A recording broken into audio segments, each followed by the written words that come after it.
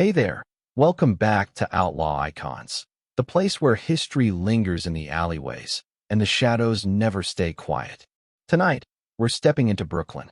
The year is 1972, and at the center of it all, Joey Gallo. They called him Crazy Joe. Some saw a gangster with a smile sharp enough to cut glass. Others saw a rebel, a man who broke mafia rules, dined with poets and painters, and turned Little Italy into his stage. But in the end, the world would remember him for something darker. The night his story ended in a hail of bullets at Umberto's Clam house.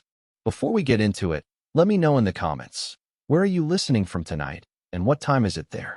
It's always wild seeing how this underworld of ours stretches across countries and time zones. And hey, if this is your first time here, hit that subscribe button and tap the bell.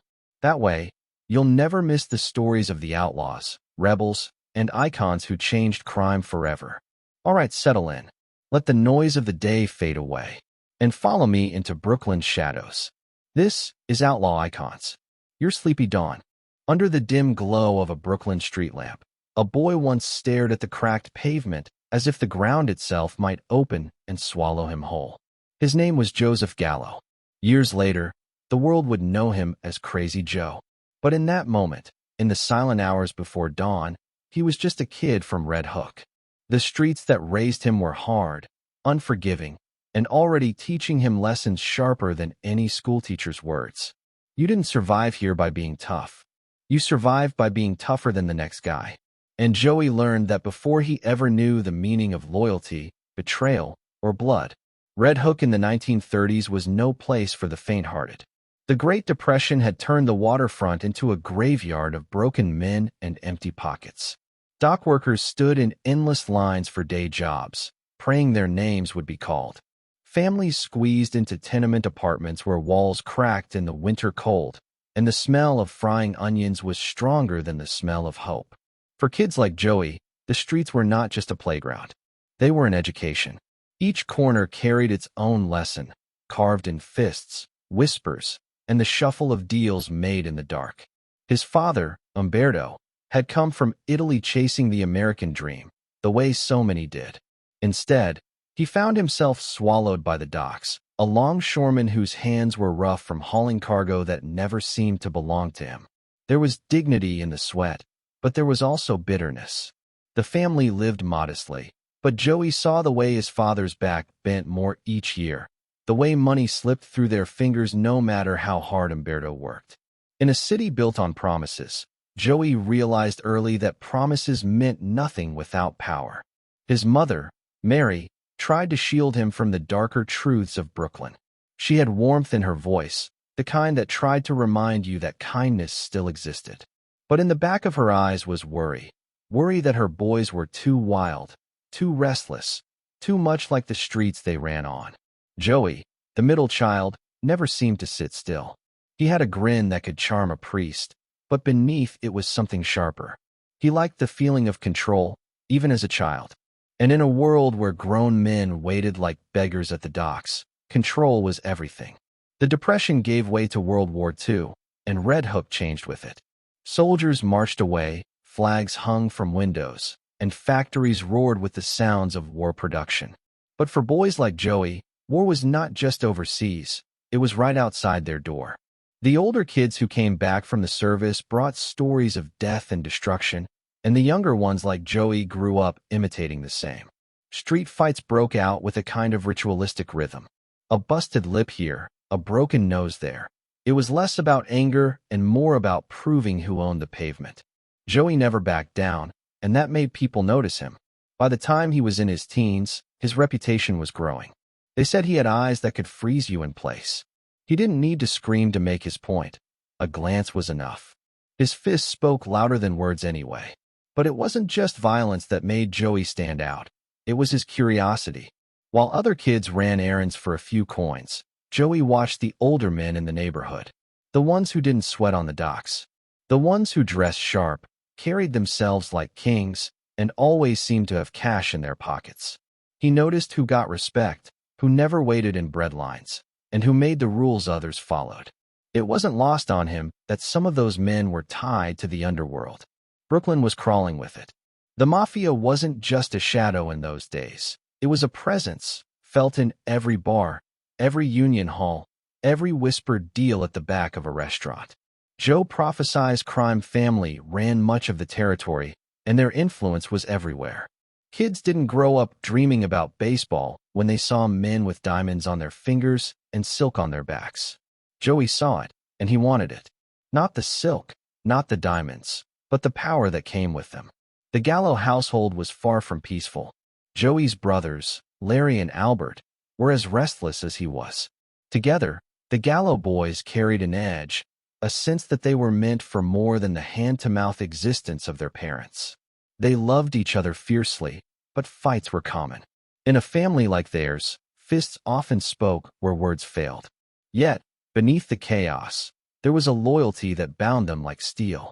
It would be that loyalty and the violence that came with it that pushed them into the orbit of the Mafia. Joey's teenage years blurred into a pattern of trouble.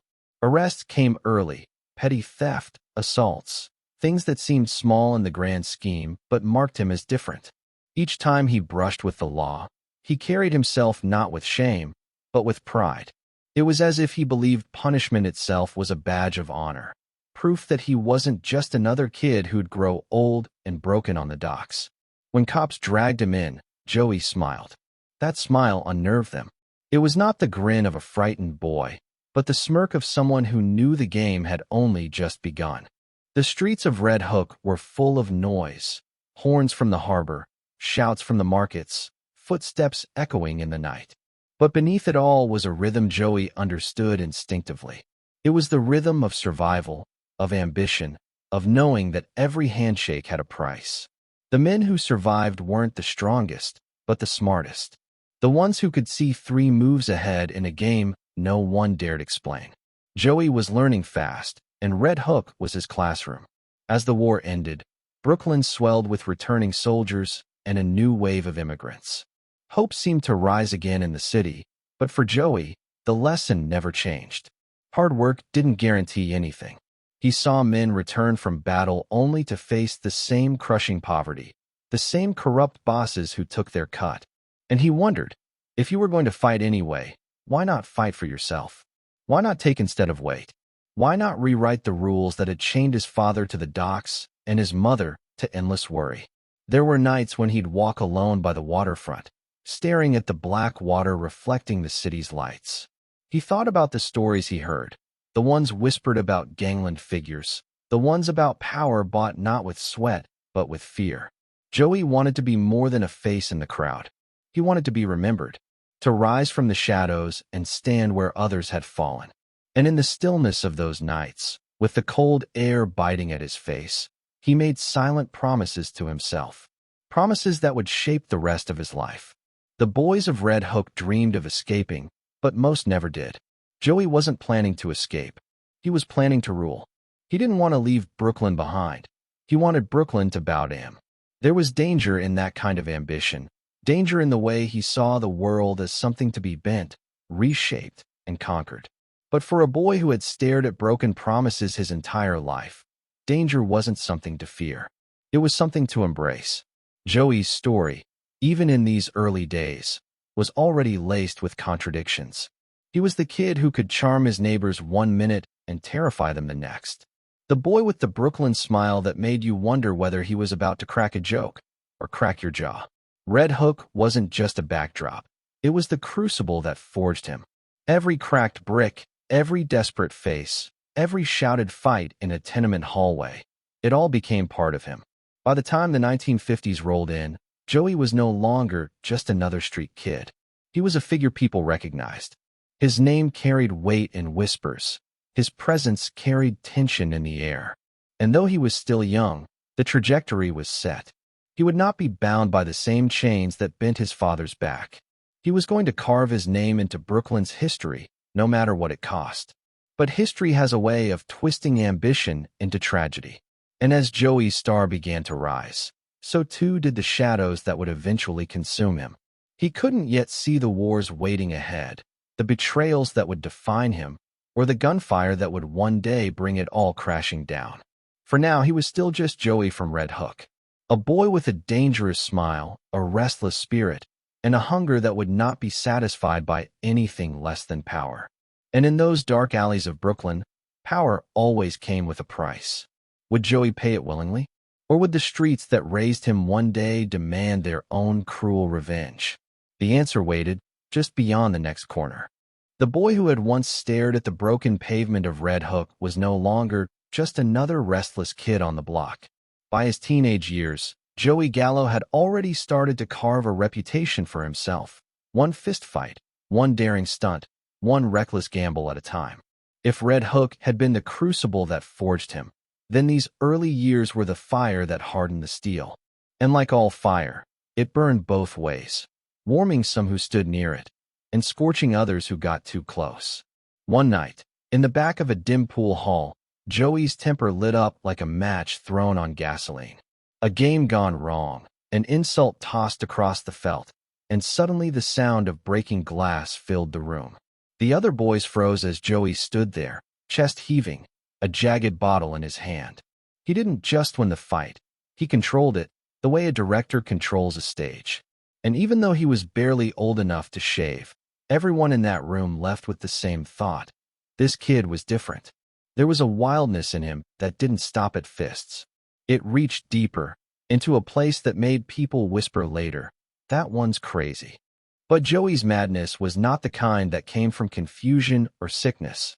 It was the madness of unpredictability. He didn't play by the same rules everyone else did. While most kids feared cops, Joey smirked at them. While most kids tried to hide from trouble, Joey seemed to walk straight into it, grinning as if daring the world to push back. It wasn't recklessness for its own sake. It was theater. He liked the way people looked at him when he did what no one else had the guts to do. Fear and admiration tangled together. The petty crimes began small. A stolen radio from a car, a wallet lifted from a drunk who stumbled too far into the alley. These were not acts of desperation, but of curiosity, like a boy testing the limits of how far he could bend the world. And each time, the risk thrilled him. Arrest records started piling up, but they didn't shame him. They excited him. For Joey, a mugshot wasn't a mark of disgrace. It was a badge, proof that he was living outside the cage everyone else accepted. His family watched with a mix of pride and dread. His father, worn down by the docks, couldn't help but feel a flicker of pride at his son's defiance. Joey was everything Umberto wasn't: unbending, daring, unafraid of authority. Yet pride was a bitter pill, because each time Joey came home bloodied or hauled in by the cops, his mother's fear deepened. She had raised her boys with Catholic prayers and quiet hope, but Joey's smile when he walked through the door made her shiver. It wasn't the smile of a boy sorry for his sins. It was the smile of a boy who believed sin was the only way forward. Joey's brothers followed his lead. Larry was steadier, Albert more excitable, but Joey was the axis around which they turned. He had the kind of confidence that turned chaos into a plan. Together they prowled the streets, taking on odd jobs for men who lived on the edges of respectability, collecting small debts, intimidating shopkeepers, moving stolen goods. Nothing glamorous, but enough to give them a taste of the life Joey dreamed of. It was the apprenticeship of crime, and Joey was the most eager student in the room. The fascination with gangsters had started long before Joey ever shook hands with one. In Red Hook, mobsters were legends. They walked into bars with suits that cost more than a longshoreman made in months, and everyone made room. Joey studied them with sharp eyes, the way a painter studies a subject before the first brushstroke. He noticed the way they carried themselves, the way their voices cut through noise without shouting, the way they bent the rules and still walked away respected. One story clung to him like a ghost. A neighborhood tough who had once worked for Joe Profaci had bragged in Joey's presence, flashing a roll of bills thick enough to choke on. Joey had stared, not at the money, but at the power it represented. Here was proof that muscle and brains could rewrite the script life had handed you. To Joey, crime wasn't just a path to cash. It was an art form, a way of bending the world until it fit the shape of your ambition. As his teenage years bled into manhood, Joey's unpredictability grew sharper. One moment, he was a charming kid, cracking jokes and buying drinks for everyone in the bar. The next, he was flipping a table, pulling a knife, and reminding everyone that his laughter had a blade hidden inside it. People started calling him Crazy Joe not just behind his back, but to his face. And he liked it. To him, crazy didn't mean weak. It meant untouchable. It meant you didn't know what he'd do next, and that uncertainty was its own kind of power. The cops knew his name before he was 20. The files stacked in precinct drawers told the story of a boy who wouldn't fall in line. But they also told something else, that the kid had a brain to match his fists. Each charge was cleverer than the last, each stunt more daring. He wasn't content with corner fights or petty theft. He was reaching for something larger, testing how far his reputation could carry him. Brooklyn was changing. The war had ended, prosperity trickled in, but in the cracks of the new order, the underworld thrived. The Mafia had grown into a machine, tightening its grip on unions, gambling, and protection rackets. Most boys looked at it from a distance, whispering names like Profaci, Anastasia, or Costello as if speaking of kings. Joey didn't whisper. He studied. He imagined himself standing among them, not as an errand boy, but as an equal. His ambition was dangerous not because it was loud, but because it was quiet, coiled like a spring waiting to release. There were nights when the pool halls buzzed with Joey's presence. He'd swagger in, his smile flashing like a blade, his brothers at his side. He played cards with the confidence of someone who didn't care whether he won or lost. And if a fight broke out, as it often did, Joey never hesitated. He didn't just throw punches, he staged a scene, dramatic, calculated, designed to leave an impression. Every busted lip, every broken chair, every shout in the night carved his legend deeper into Brooklyn's memory. But unpredictability is a double-edged sword. It draws attention, but it also draws enemies. Some boys hated him for the way he commanded a room. Some feared him for the way his eyes seemed to laugh, even in violence. And some, already tied to the Mafia, began to take notice. There was potential in this kid, potential that could be shaped or destroyed.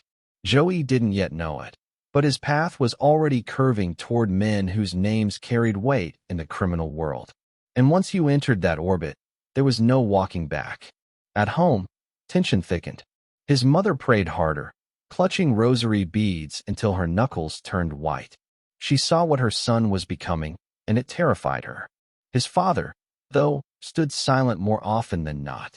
Perhaps part of him envied Joey's fearlessness. Perhaps he knew, deep down, that nothing he said could change the fire burning in his son. The Gallo household became a place of unspoken truths, each family member orbiting Joey's growing shadow. By the early 1950s, Joey's reputation was cemented. He wasn't just a neighborhood tough, he was a presence. People spoke his name with caution, with curiosity, with a mix of admiration and fear. And Joey thrived on it. The streets weren't just where he lived. They were his stage, his proving ground. Every step, every fight, every smirk was part of a performance only he could direct. But performances always demand an audience, and Joey's was growing. The men who ran the rackets, the ones who whispered from smoky backrooms and carved power with knives and guns, were starting to watch him closely. They saw the wildness, yes, but they also saw the charisma, the brains, the daring. In the Mafia, unpredictability could be dangerous, but it could also be useful. Joey didn't know it yet, but the choices he made in these years were pulling him toward a world where charm and madness weren't flaws. They were assets. And once you stepped into that world, you never left. The boy with the restless grin was about to become something else entirely. A soldier in wars he couldn't yet imagine, a rebel against men who had written the rules long before he was born. The name Crazy Joe would follow him for the rest of his life, etched in headlines and whispered in back alleys. But for now, he was still just a young man on the streets of Brooklyn, dangerous not because of what he'd done, but because of what he was about to do. The streets had raised him. Now they would test him. And in that test, every friend could become an enemy, and every smile could hide a knife. The next move was his, and the world was watching. The door of the pool hall burst open, and 3 figures stormed out into the night. They weren't running, but they weren't strolling either. It was that tense middle ground, shoulders squared, fists still buzzing from the fight, adrenaline pulsing through their veins. At the center of it all was Joey, his lips split but smiling like he'd just won a crown. To his left was Larry, older, steadier, jaw clenched with a kind of grim discipline.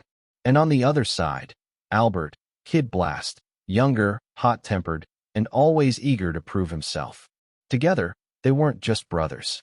They were a storm rolling down the streets of Brooklyn, unpredictable and impossible to ignore. People didn't look at them the way they looked at other neighborhood kids. There was something magnetic in that trio, something dangerous in their unity. Alone, Joey was a spark.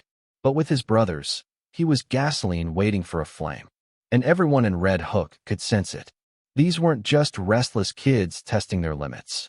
They were a crew, bound by blood, bound by ambition, and bound by the kind of loyalty that could turn lethal if tested. Larry, the oldest, carried himself like a man already wearing the weight of responsibility. His shoulders seemed built for it. He was less flamboyant than Joey, less prone to sudden outbursts, but no less dangerous. He thought before he struck, measured before he spoke, and in a way, that made him even scarier. If Joey was the wild card, Larry was the anchor, the one who made sure their chaos had direction. When Joey lit a fire, Larry decided how far the flames would spread. Albert, nicknamed Kid Blast, was the opposite. Quick to laugh, quick to anger, he carried a volatility that matched Joey's in its intensity, but not in its control. His nickname came from his obsession with fireworks as a kid, always setting off explosions in the alleys, always pushing boundaries. The name stuck because he never lost that edge. When Albert was around, things went off fast, loud, and messy. He looked up to Joey with the devotion of a younger brother desperate to prove himself. And Joey fed off that devotion, pushing Albert harder, daring him further, shaping him into an extension of his own wildness. The three of them together were like different instruments in the same symphony. Joey played the melody, loud, dramatic, unforgettable. Larry held the rhythm, steady, deep, grounding everything in place. Albert provided the percussion, sudden, explosive, impossible to ignore. And when they played together, Brooklyn listened. It started small, the way all legends do. A fight outside a bar. A shakedown of a shopkeeper who owed money to the wrong people. The Gallo brothers weren't just making trouble, they were making a name. Word spread fast in neighborhoods like theirs. Every act of defiance, every punch thrown, every door kicked and added to the myth of the Gallo crew. They didn't need to brag. Their actions did the talking, and soon, their names carried weight in whispers. But beneath the surface, there was tension too. Siblings carry the deepest loyalties, but they also carry the sharpest rivalries. Larry's patience sometimes clashed with Joey's unpredictability. Albert's eagerness sometimes created messes that Larry had to clean up. Arguments were frequent, fists thrown even among themselves. Yet no one outside the family dared to exploit those cracks. Because when push came to shove, the Gallos closed ranks. To fight one was to fight all three, and no one in Red Hook was foolish enough to test that too many times. Their home became a revolving door of bruises, whispers, and half-truths. Their mother prayed harder than ever, her rosary beads clicking like a metronome of desperation. She saw the storm her sons were becoming, and it terrified her. Their father, weary from years of bending his back on the docks, washed with a complicated mix of pride and dread. On the one hand, his sons were powerful, respected, feared, everything he had never been allowed to be. On the other, he knew the streets had no mercy for boys who flew too high. For Joey, the crew wasn't just about survival. It was about identity. Alone, he was one restless kid with a crooked grin. But with Larry and Albert, he was part of something bigger, a force that people noticed, respected, even feared. He fed off that feeling. It gave him a sense of destiny, a sense that the Gallos weren't meant to fade into obscurity like so many other immigrant families in Brooklyn. They were meant to rise, to carve their names into the concrete. The three of them began to catch the attention of bigger players. Men connected to the Profaci family noticed their boldness, their willingness to do what others hesitated to. A debt collection here, a bit of muscle there, small tasks that introduced the gallows to the machinery of organized crime. And once you stepped into that machinery, it didn't let you out. It chewed you up, reshaped you, and pulled you deeper. The gallows weren't just drifting toward the mafia, they were being pulled into its gravity. Joey relished the attention. Larry treated it with caution, aware that powerful men never gave something for nothing. Albert, too young to see the danger, reveled in it, thrilled to be considered part of something larger than Red Hook's alleys. It was intoxicating, the idea that they were no longer just street toughs, but apprentices in a world where respect came at the barrel of a gun. Yet with every step closer to that world, the volatility within them grew sharper. Joey's unpredictability didn't sit well with men who valued obedience. Larry's discipline sometimes made him hesitate when Joey wanted to act. Albert's recklessness threatened to undo careful planning. Together, they were formidable, but also combustible. And anyone who worked with them soon learned that dealing with the gallows was like handling dynamite. Useful, powerful, but liable to blow in your face if you weren't careful. The streets of Brooklyn whispered their name more often now. In bars, in pool halls, in backrooms thick with cigar smoke, people told stories of the Gallo brothers. Some said they were destined for greatness. Others said they were doomed. Both were right. For Joey, none of it was enough. Reputation was only the first step. He didn't want whispers. He wanted control. He wanted to bend the city the way he bent his brothers, through charm, violence, and sheer force of will. But ambition, especially when shared between three volatile brothers, was a dangerous thing. It drew attention not only from allies, but from enemies who saw the gallows not as kids to be shaped, but as threats to be eliminated. And so the trio walked a thin line, arm in arm, daring anyone to push them. Their bond was unbreakable, but the world they were stepping into would test that bond in ways they couldn't yet imagine. Loyalty could be both their weapon and their weakness.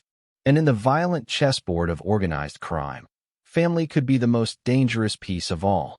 As they stood together in the dark, grinning at the chaos they'd caused, none of them could see the wars waiting just ahead. Wars that would pit brother against brother, family against family, loyalty against survival. For now, they were untouchable. For now, they were kings of their corner. But corners have edges. And once you reach them, there's only one way to go, over. The gallows were headed there fast. The only question was who would fall first. The night was thick with smoke, the kind that clung to your lungs and made every word feel heavier than it should. In a Brooklyn backroom, three young men sat quietly, their sharp eyes scanning the older faces around them. Joey sat in the middle, his grin just visible in the haze, Larry to his right, Albert to his left. They weren't just kids anymore. They were being measured. The men at the table weren't the pool hall brawlers or the neighborhood drunks.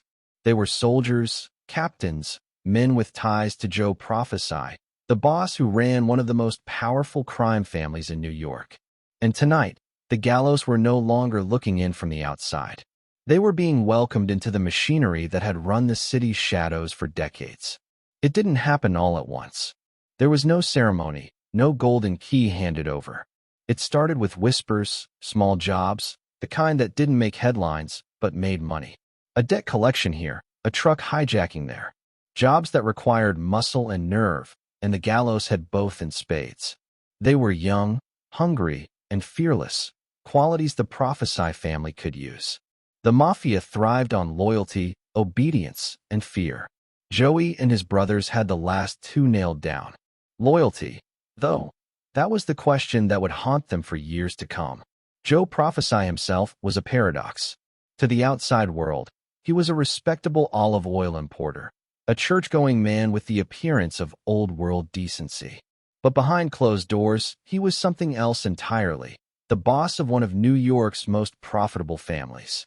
He ruled like a medieval baron, demanding tribute from his men in the form of a monthly tax, a cut of everything they earned. To his loyalists, it was the cost of doing business. To his enemies, it was exploitation. And to men like Joey Gallo, it was a red flag waving in the wind.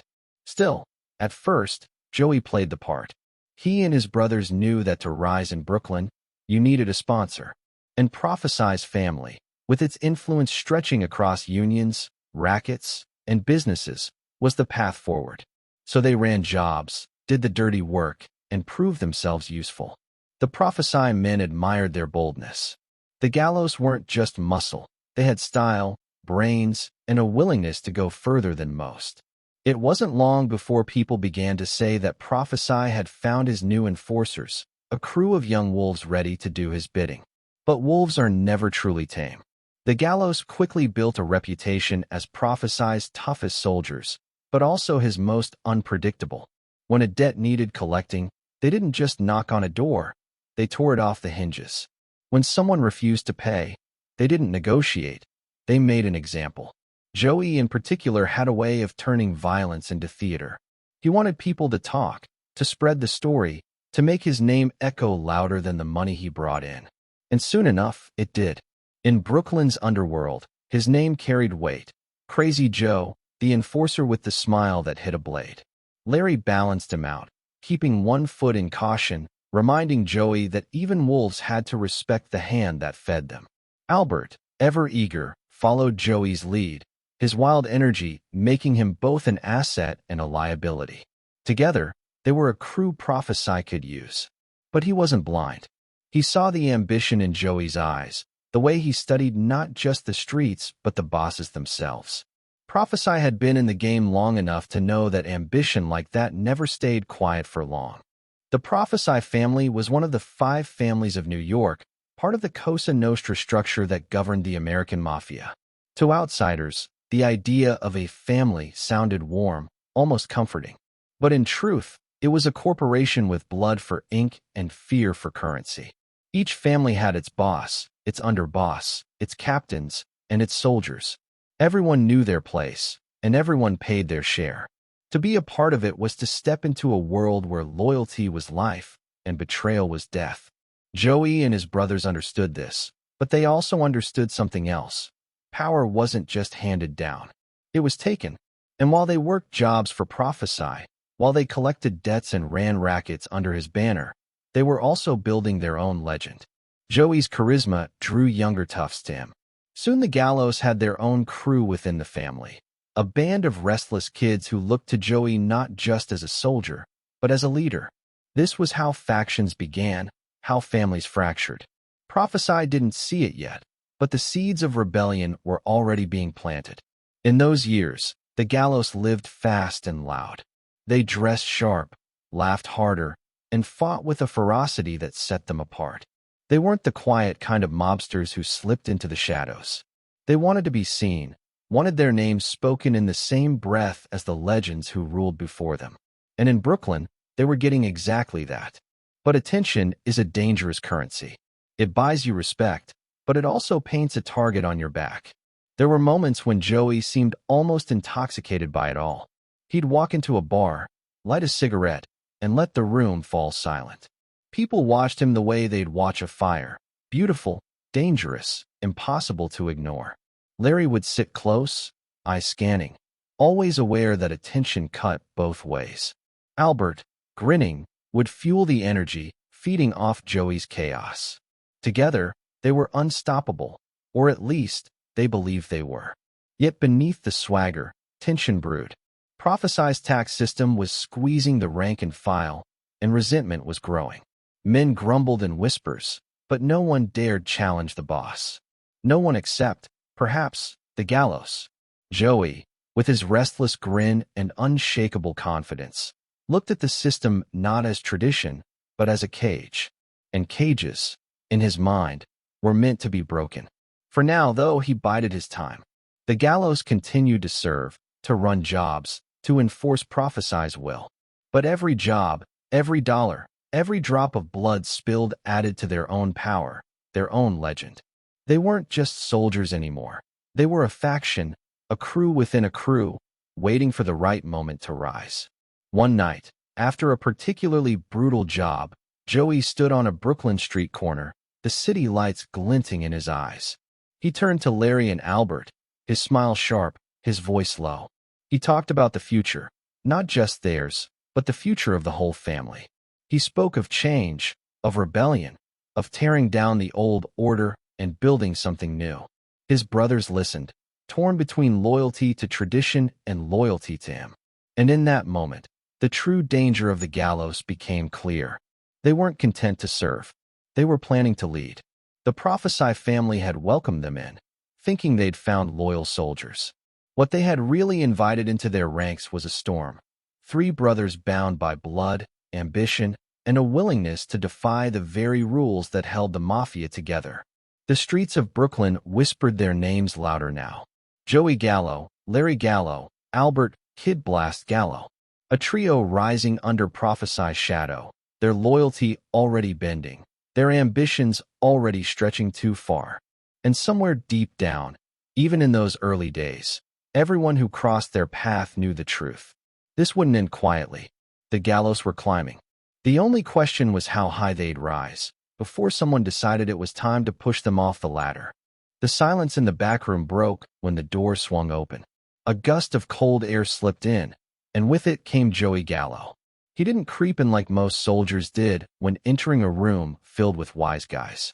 He strutted, his hat tilted just enough to look casual but deliberate, his suit cut sharp, his grin cutting sharper.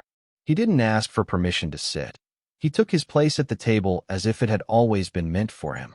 Every head turned, every eye lingered. Some admired the nerve, some hated it. But no one could deny it. The rebel had arrived. This was the thing about Joey, he didn't blend. In a world where secrecy was survival, where the golden rule was silence, Joey was loud.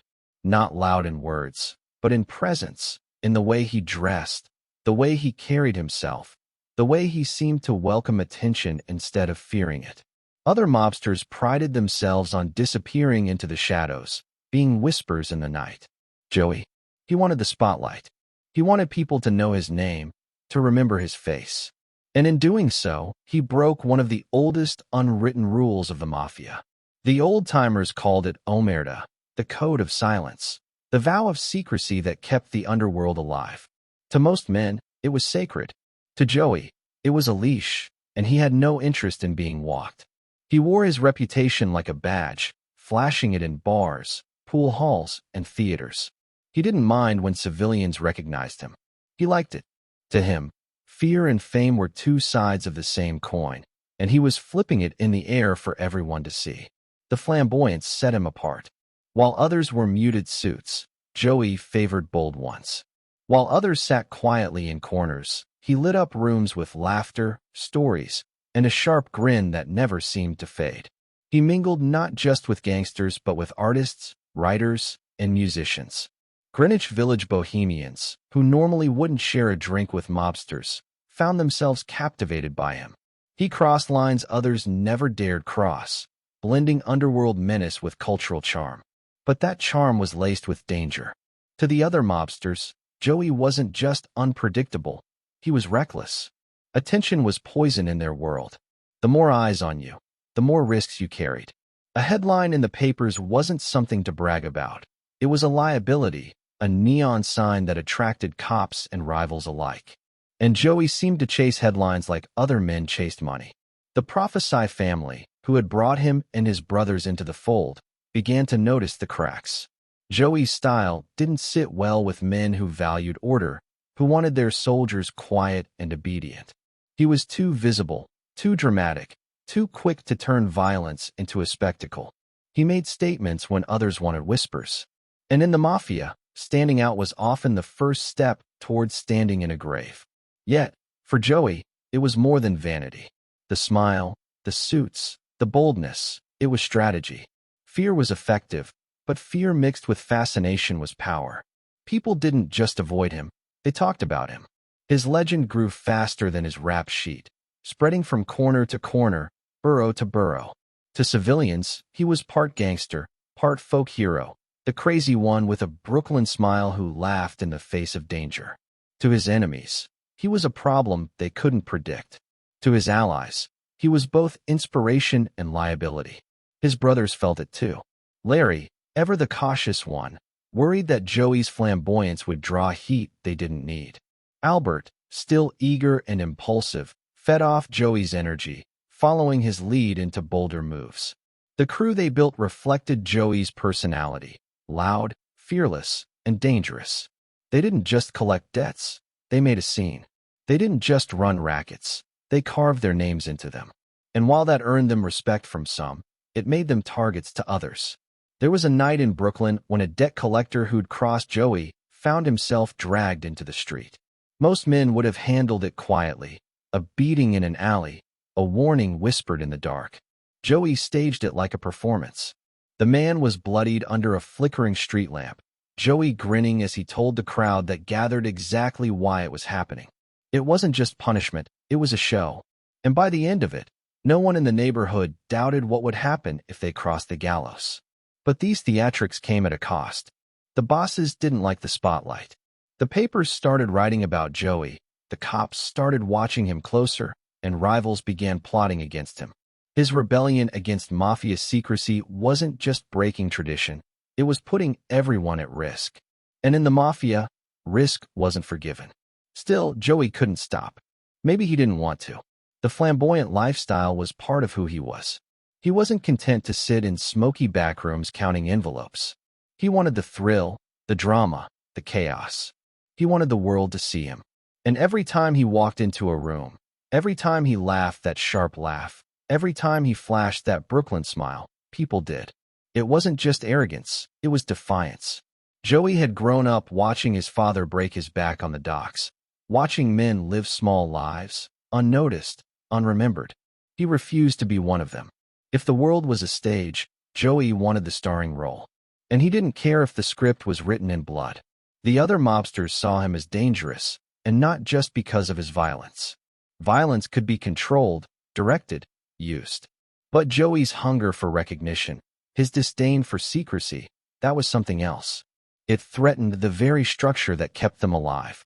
If one man could flaunt himself in public, laugh in the faces of cops, mingle with artists, and turn the mafia into a story for newspapers, what would stop others from doing the same? Joey wasn't just a rebel. He was a crack in the dam. And cracks, if left unchecked, always spread. The whispers grew louder. Some admired his audacity, calling him the future, the kind of gangster who could reshape the game. Others saw him as a ticking time bomb, one that would explode and take everyone around him down too. But whether they admired him or feared him, they all agreed on one thing: Joey Gallo was different. And different, in the mafia, was deadly. By the late 1950s, Joey's reputation had reached its peak. He was both celebrated and condemned, admired and feared. His crew was strong, his name was known, his legend growing. But legends cast long shadows, and in those shadows, enemies gathered. The rebel had emerged. The flamboyant kid from Red Hook had carved his own place in the underworld, ignoring tradition, rewriting rules, and daring to stand out in a world built on silence. But with every smile, every spectacle, every calculated act of madness, Joey was digging himself deeper into a hole no one could climb out of forever.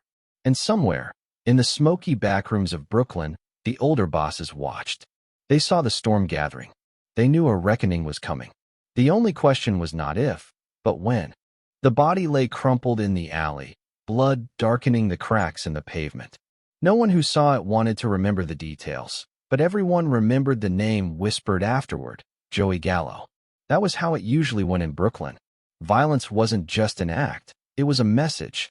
And when Joey delivered a message, people listened. The stories spread like smoke through the neighborhood, each one darker than the last, each one cementing his reputation. By the end of the 1950s, Joey wasn't just another soldier in the Profaci family. He was Crazy Joe, the man whose smile promised charm one moment and bloodshed the next. The nickname didn't come from nowhere. He earned it, piece by piece, through acts so brazen they blurred the line between courage and insanity. Joey didn't just enforce debts, he reinvented the job.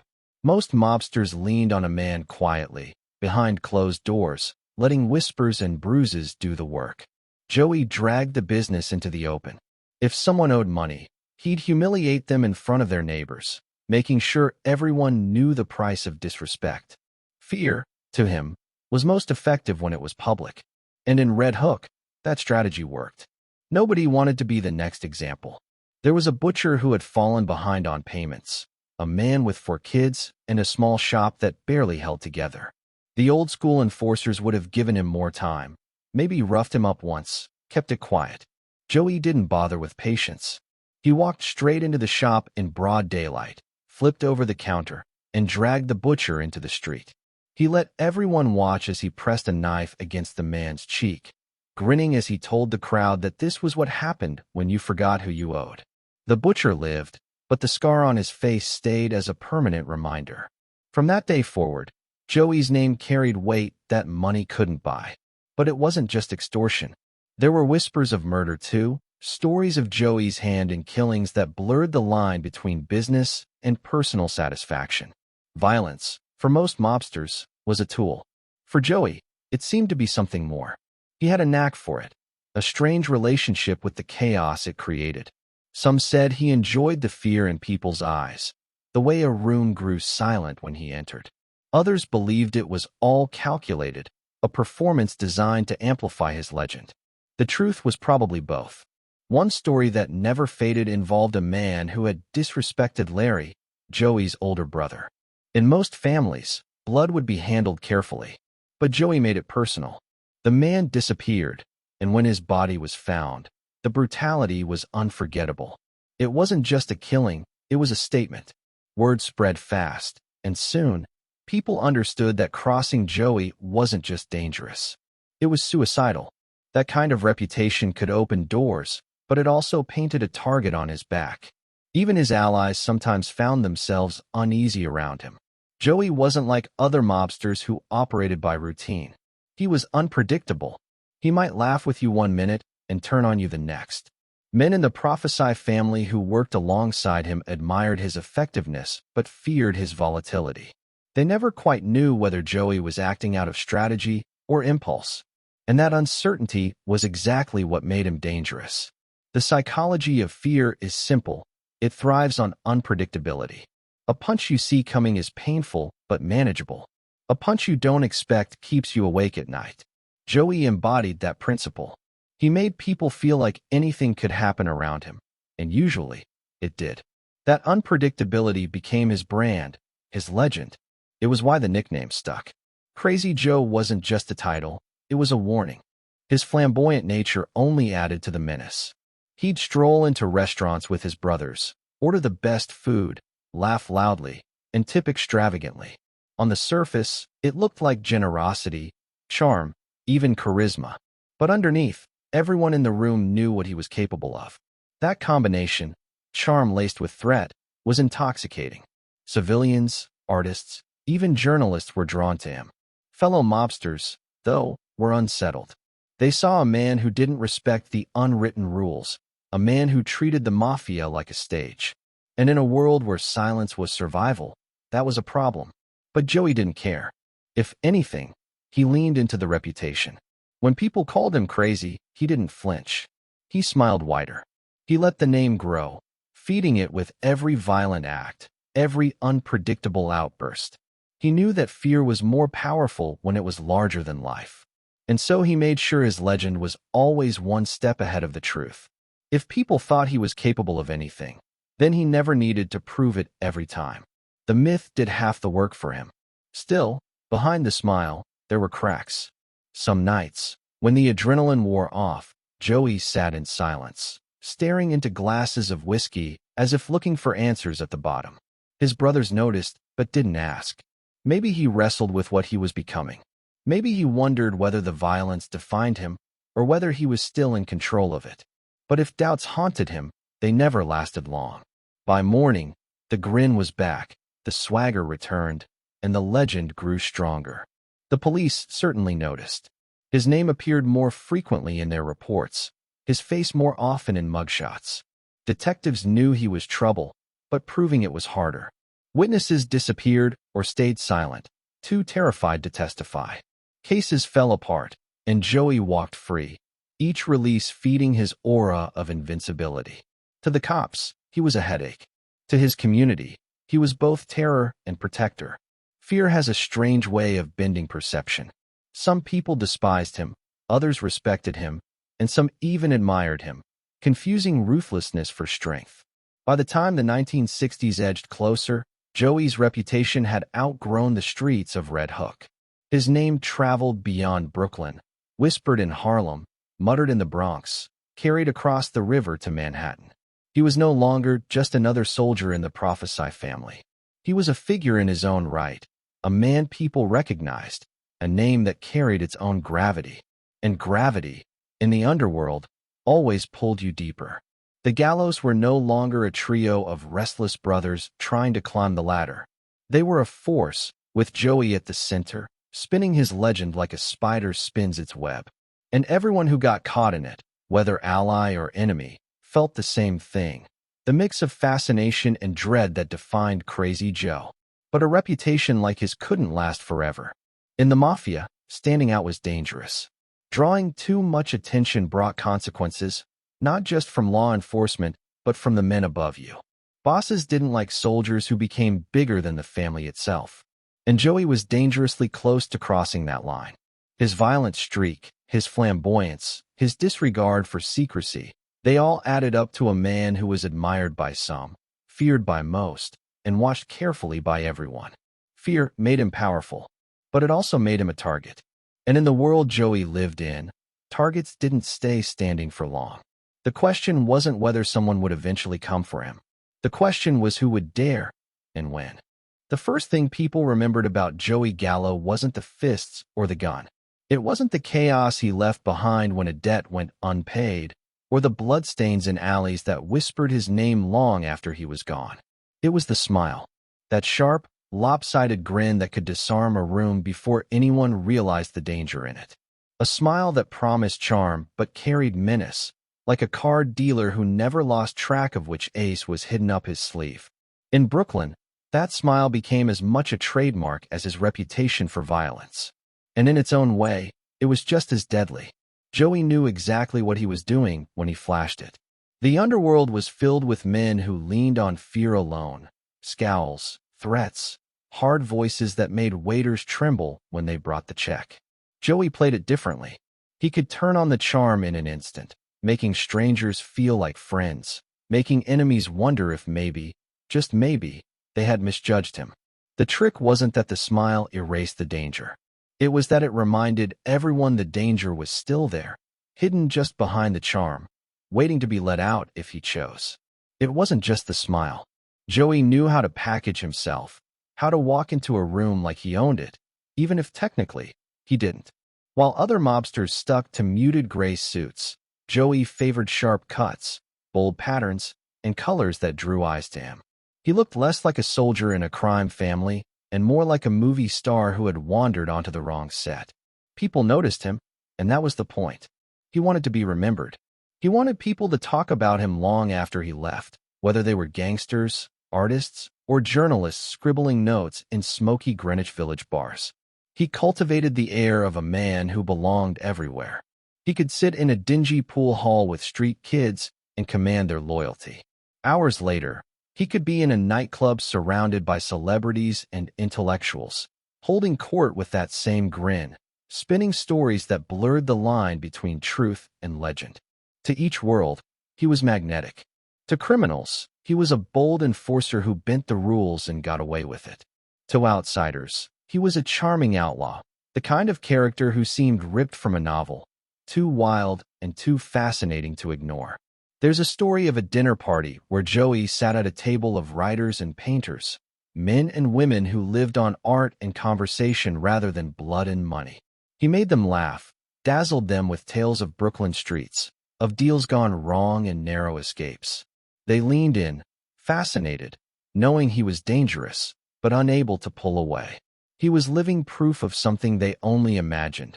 The underworld, the shadow that gave their stories weight. Joey played the part perfectly, the gangster with a poet's grin. And when he left them with the sense they had dined with a legend. But charm is never simple. Behind every smile was calculation. Joey used charisma the way other men used knives. It opened doors, softened hearts, lowered defenses. A debt collector who might otherwise have resisted found himself caught between fear of Joey's violence and the strange pull of his charm. Outsiders who might have shunned him instead invited him closer, drawn by the contradiction of a man who could be both predator and entertainer. Joey understood this better than anyone. He knew fear alone made people obey, but fear mixed with fascination made them follow. His brothers saw it too. Larry, always cautious, admired Joey's ability to win people over, but worried that the charm would draw too much attention.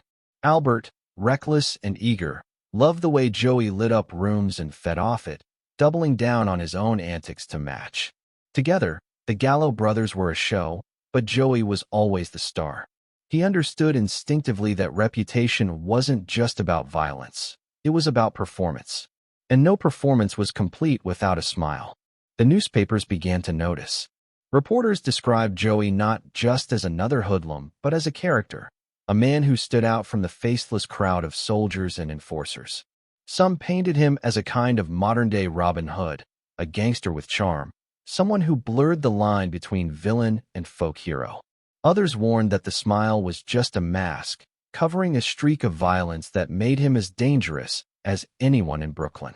Both were right, and Joey knew that, too. The contradiction was what made him unforgettable. He could terrify a man in an alley and then make him laugh at the bar an hour later. He could beat someone half to death and then light a cigarette with a grin that said, "No hard feelings." He lived on that edge, balancing charm and brutality, never letting anyone forget that both were part of who he was. It was that balance that earned him the nickname Crazy Joe, not just because he was violent, but because no one ever knew which side of him they would face, the smiling charmer or the ruthless enforcer. There was danger in that unpredictability. The bosses of the Profaci family saw Joey's charisma not as an asset, but as a liability. Secrecy was the lifeblood of the Mafia, and Joey's flamboyance violated every rule. A soldier wasn't supposed to draw attention. He was supposed to blend into the shadows, to be invisible until the moment he struck. Joey wasn't interested in invisibility. He wanted his name to echo, his face to be remembered, his smile to haunt people long after he was gone. To the old guard, that was reckless. To Joey, it was destiny. Even the police felt it. Detectives who tailed him admitted he was different. He talked to them with the same charm he used on everyone else, cracking jokes, smiling, treating the cat-and-mouse game like friendly sport. They knew he was dangerous, but they couldn't help but be drawn into the strange charisma he carried. Some said it was almost worse that way. A cold-blooded killer you could despise outright. Joey, though, he made you laugh, made you like him, and then reminded you of the blood on his hands. That contradiction unsettled people more than outright menace ever could. His charisma also drew women. Joey wasn't conventionally handsome, but the sharp suits, the charm, the confidence, it worked. Women were drawn to the danger, to the edge he carried. He played the role perfectly, the outlaw lover, the man who made promises with a smile and kept none of them. But even in romance, his charm carried menace. There was always the sense that his affection could turn cold in an instant, that behind the laughter lay something sharper, something untouchable. Yet for all his charm, Joey wasn't loved by everyone. Some mobsters despised him for the attention he drew, for the way he seemed to laugh at traditions they considered sacred. Others feared him for the same reasons civilians admired him. The smile, the suits, the charisma, it was all a shield, one that covered the chaos underneath. And chaos, in the Mafia, was dangerous. It spread like fire, consuming not just enemies, but allies. Joey's ability to charm both sides of the line blurred the boundaries that kept order intact. But that was the point. Joey didn't want order. He wanted disruption. He wanted to be remembered not as another cog in the machine, but as the one who rewrote the rules. The smile was his weapon, his mask, his calling card. It made him larger than life, made his name echo beyond Brooklyn, beyond the Profaci family, beyond the Mafia itself. It turned him from a soldier into a legend, even as it put a target on his back. The legend of the Brooklyn Smile grew with every story told, every laugh shared, every headline written. It was the smile of a man who refused to hide, who wore danger like a suit, who invited the world to look at him even as the world waited for him to fall. And behind it, the storm gathered.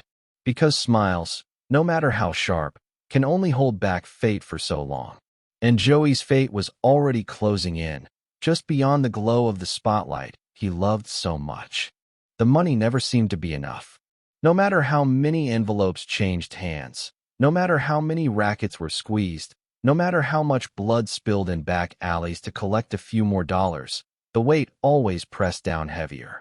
In the Profaci family, loyalty didn't just mean silence and obedience. It meant paying tribute. A tax, the old man called it. A cut of everything earned. But as the years passed, that cut grew sharper, like a blade pressed against the throats of his own men. And behind the polite smiles, behind the muttered affirmations of loyalty, resentment began to boil. Joe Profaci was an old-world boss. He wrapped himself in the image of a respectable olive oil importer, a devout Catholic, a family man. But beneath the veneer, he was a baron in a feudal system. Every soldier, every crew, every nickel that flowed through Brooklyn was his to claim. The tax he demanded was more than symbolic, it was crippling. Men who risked their lives hijacking trucks, running gambling dens, and muscling in on businesses found themselves handing over half of what they earned to Profaci's coffers. And while their families scraped by, Profaci lived in a mansion on Long Island, surrounded by luxury, feeding peacocks on his lawn. That image burned in the minds of his soldiers. Men who bled on the streets watched their wives patch clothes and count coins while the boss dined on imported delicacies. The bitterness grew, whispered at first in bars and smoky backrooms. It always started the same. Quiet complaints about money, muttered jokes about the old man's greed. But resentment is like rust. It starts small, almost invisible, and then spreads until the entire structure is ready to collapse. Joey Gallo felt it more sharply than most. His crew worked hard, risked everything, and made money hand over fist. Yet every job ended the same. Envelopes of cash disappearing upward, tribute paid to a boss who gave little back. To Joey, it was more than unfair. It was weakness disguised as tradition. He saw men terrified to speak up, men who swallowed their anger because they feared the consequences. To Joey, that wasn't loyalty. That was slavery, and he had no intention of bowing forever. Larry, more cautious, urged patience. He knew that bosses had been taxing soldiers since the Mafia began, and that challenging the system could mean death. Albert, hot-headed and reckless, sided with Joey. He cursed Profaci's name in private, railing against the injustice of breaking bones in alleys only to live like paupers. But it was Joey who gave the resentment words, who framed it as more than anger. To him, it was a principle. Why should one man sit in luxury while others starved, all under the guise of family? The code of honor meant nothing. He argued, if the family itself was bleeding from the inside. The tax wasn't just financial. It was psychological. It reminded every man in the family who truly held power. It was the boss's way of saying, no matter how hard you fight, no matter how much you take, it all belongs to me. And for many soldiers, that reminder sank into their bones. But Joey wasn't built for submission. He wanted more than scraps. He wanted respect, independence, power. And Profaci's greed gave him the excuse to push for it. Tensions simmered across Brooklyn. Profaci's captains tried to enforce the tax with iron fists, demanding envelopes from men who could barely feed their kids. Some soldiers started hiding money, skimming off the books, lying about what they earned. Others borrowed from loan sharks just to meet their obligations, sinking deeper into a cycle of debt they couldn't escape. The fear of disobeying Profaci was strong, but so was the humiliation of handing over everything. The anger grew heavier, and men who once spoke of the family with pride now muttered about betrayal. The gallows became a focal point for that resentment. Joey's sharp tongue and fearless attitude drew others to him. Younger soldiers and street kids, tired of bending under the weight, found themselves nodding when Joey spoke. He had a way of turning anger into clarity, of framing the injustice as something that could be fought instead of endured. In quiet corners, men began to dream of change, of breaking free from the stranglehold of a boss who demanded everything but gave nothing in return. But in the Mafia, dreams of rebellion carried death sentences. To defy a boss was to risk everything. Not just your own life, but the lives of your family, your crew, everyone connected to you. Most men swallowed their pride and handed over the money. Joey, though, was different. He saw rebellion not as a risk, but as an opportunity. He wanted to be the spark that set the family aflame, the one who dared to challenge the old man's authority. And with every tax envelope collected, with every whispered curse against Profaci's name, Joey felt the moment drawing closer. The old man remained blind, or perhaps willfully ignorant. Profaci believed his authority was unshakable. He thought tradition, fear, and the threat of death were enough to keep his men in line. He didn't see that loyalty built on resentment is no loyalty at all. He didn't see that Joey Gallo, with his Brooklyn smile and restless hunger, was already planning a different kind of future. Stories circulated of men barely surviving under the weight of tribute. A bookmaker in Brooklyn who had to pull his kids from school because he couldn't pay both tuition and Profaci's tax. A small-time racketeer whose wife sold jewelry just to keep up appearances while her husband handed envelopes to men who mocked him behind his back. These stories stung, not just because they revealed hardship, but because they revealed hypocrisy. The Mafia preached honor and loyalty, yet its soldiers lived in poverty while its boss fed peacocks on manicured lawns. Joey used those stories like fuel. He reminded men that respect wasn't supposed to look like this.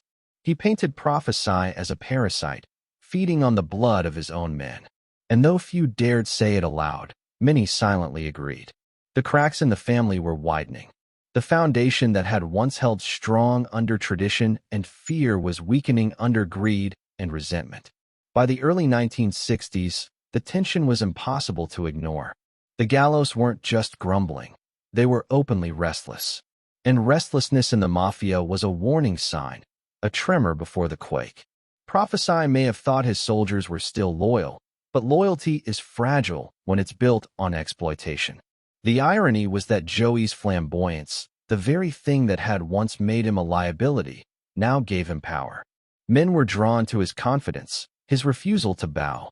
He embodied the rebellion they only dreamed of. And though they feared the consequences, many began to look to him as an alternative, a different kind of leader. Joey could sense it.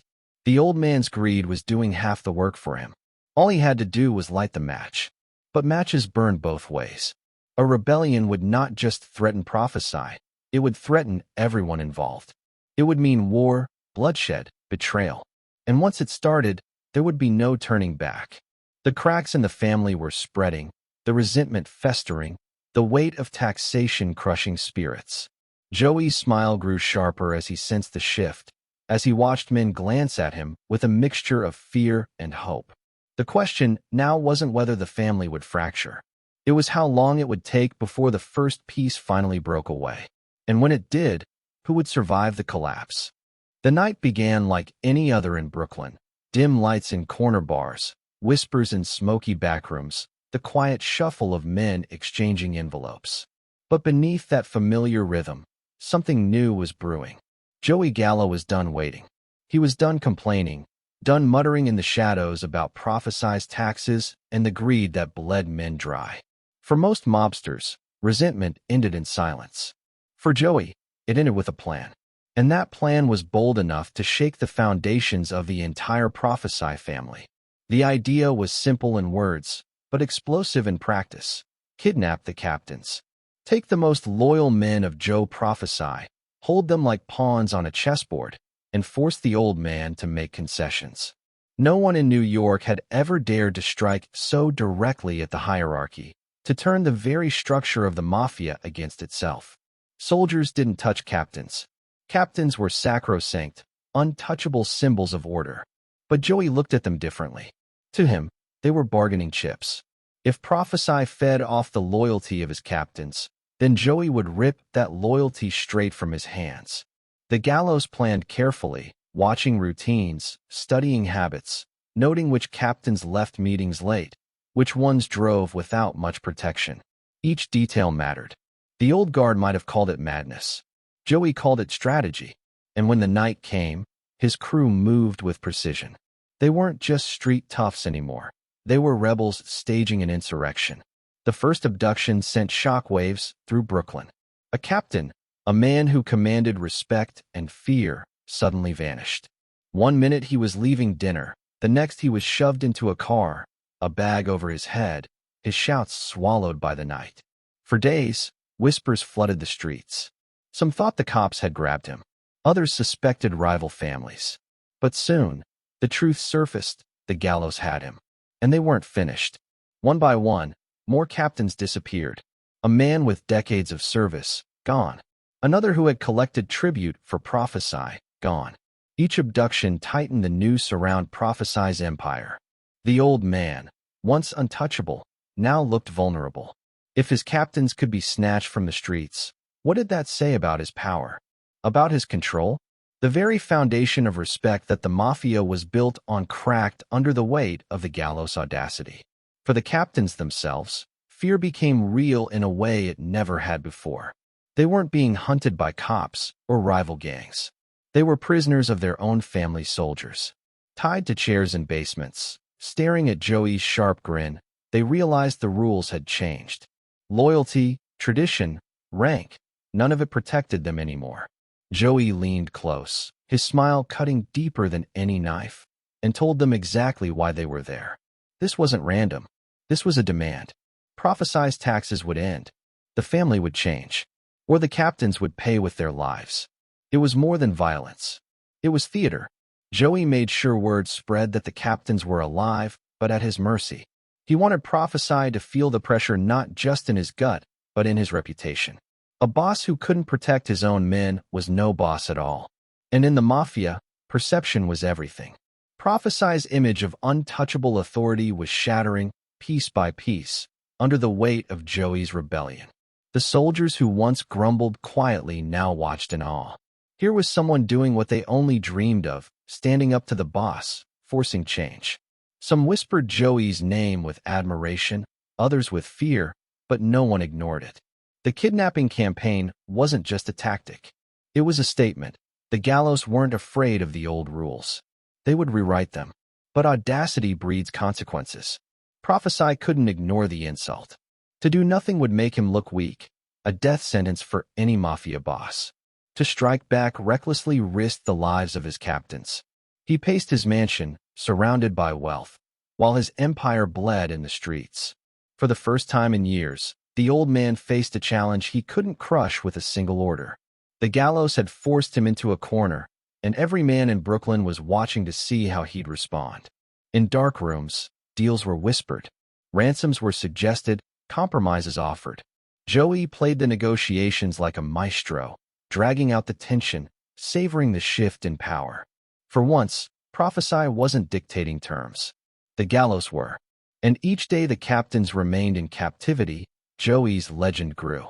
The smile that once unnerved small-time debtors now unsettled the entire family. Crazy Joe had moved from rebel soldier to open revolutionary.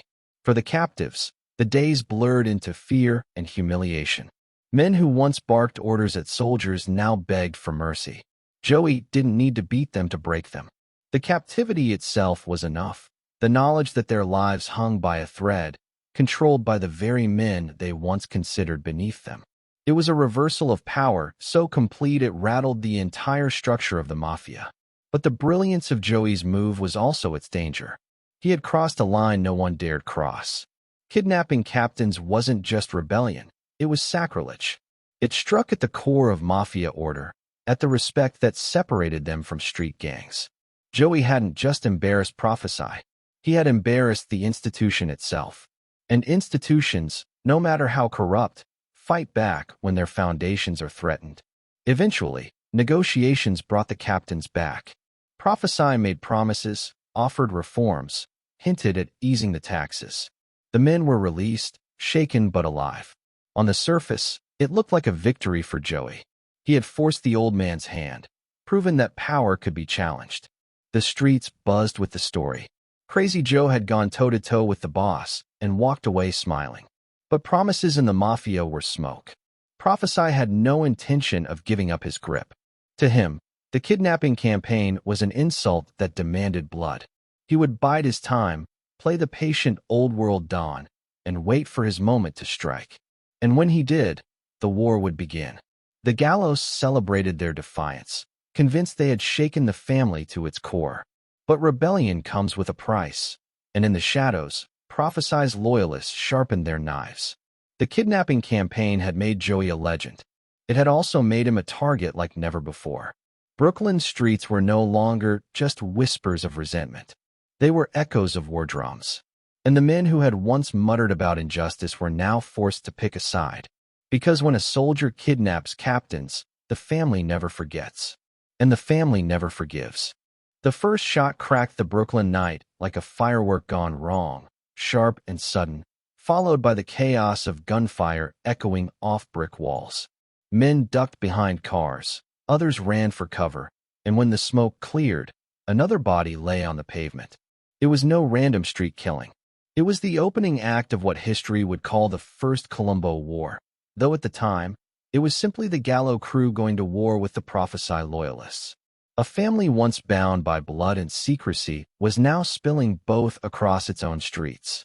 It had started with whispers, then escalated with kidnappings. But once the captains were released and Profaci went back on his promises, the Gallos knew their rebellion had crossed a point of no return. The old man wanted blood, and Joey was more than ready to give it. In the underworld, disputes were usually settled in quiet. Negotiations, handshakes, subtle killings passed off as accidents. But this was different.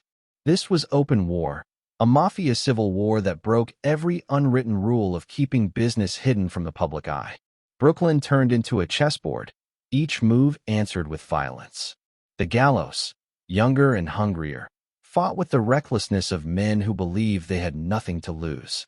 Profaci's loyalists, older and entrenched, fought with the desperation of men who believed their world was collapsing. Murders became headlines. Ambushes shook neighborhoods. Civilians whispered about Crazy Joe, the rebel with the grin, and wondered how long the blood would keep flowing before the streets swallowed them all. One night, a loyalist stepped out of a social club and never made it home. His body was found in the trunk of a car, riddled with bullets. The next day, a Gallo associate was cornered outside a bar and gunned down in broad daylight. Each killing carried a message, each message more brutal than the last. The Mafia's carefully crafted image of control was crumbling, replaced by the reality of open chaos. For Joey, the war was both survival and theater. He staged hits with the same sense of spectacle he brought to everything else. Men weren't just killed, they were made examples. Word of mouth carried the stories further than the bullets ever could. A man beaten to death in front of a crowd.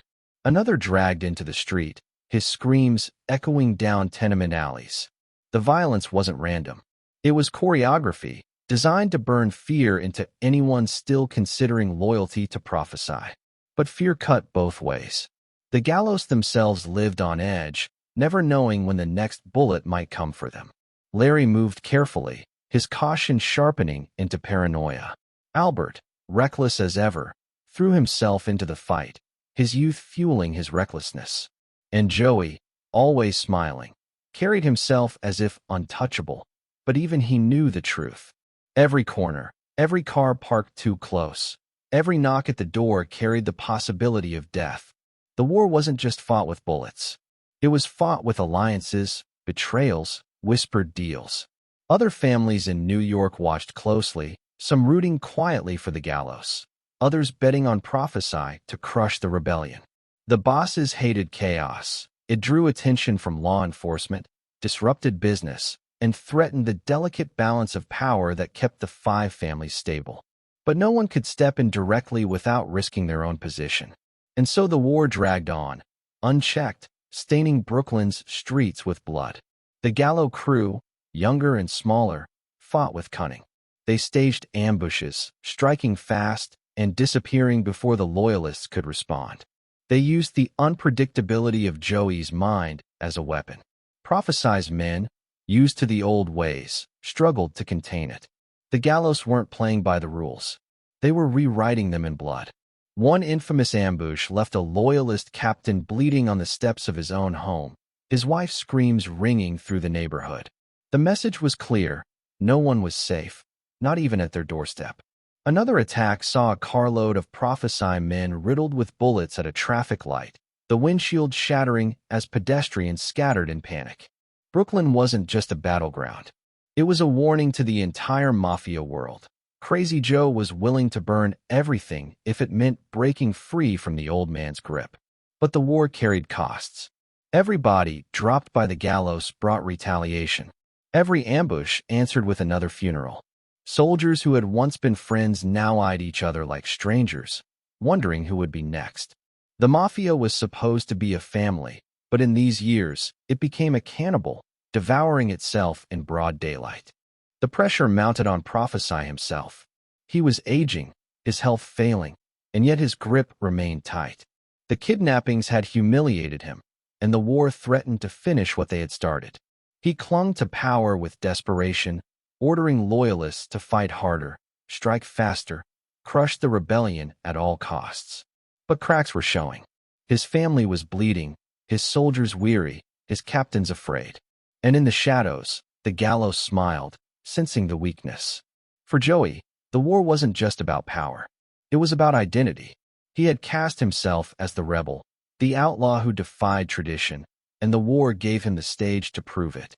He walked into bars with the same grin, the same sharp suits, as if the bullets flying through Brooklyn couldn't touch him. To his followers, it was inspiring. To his enemies, infuriating. And to the world beyond, it was mesmerizing.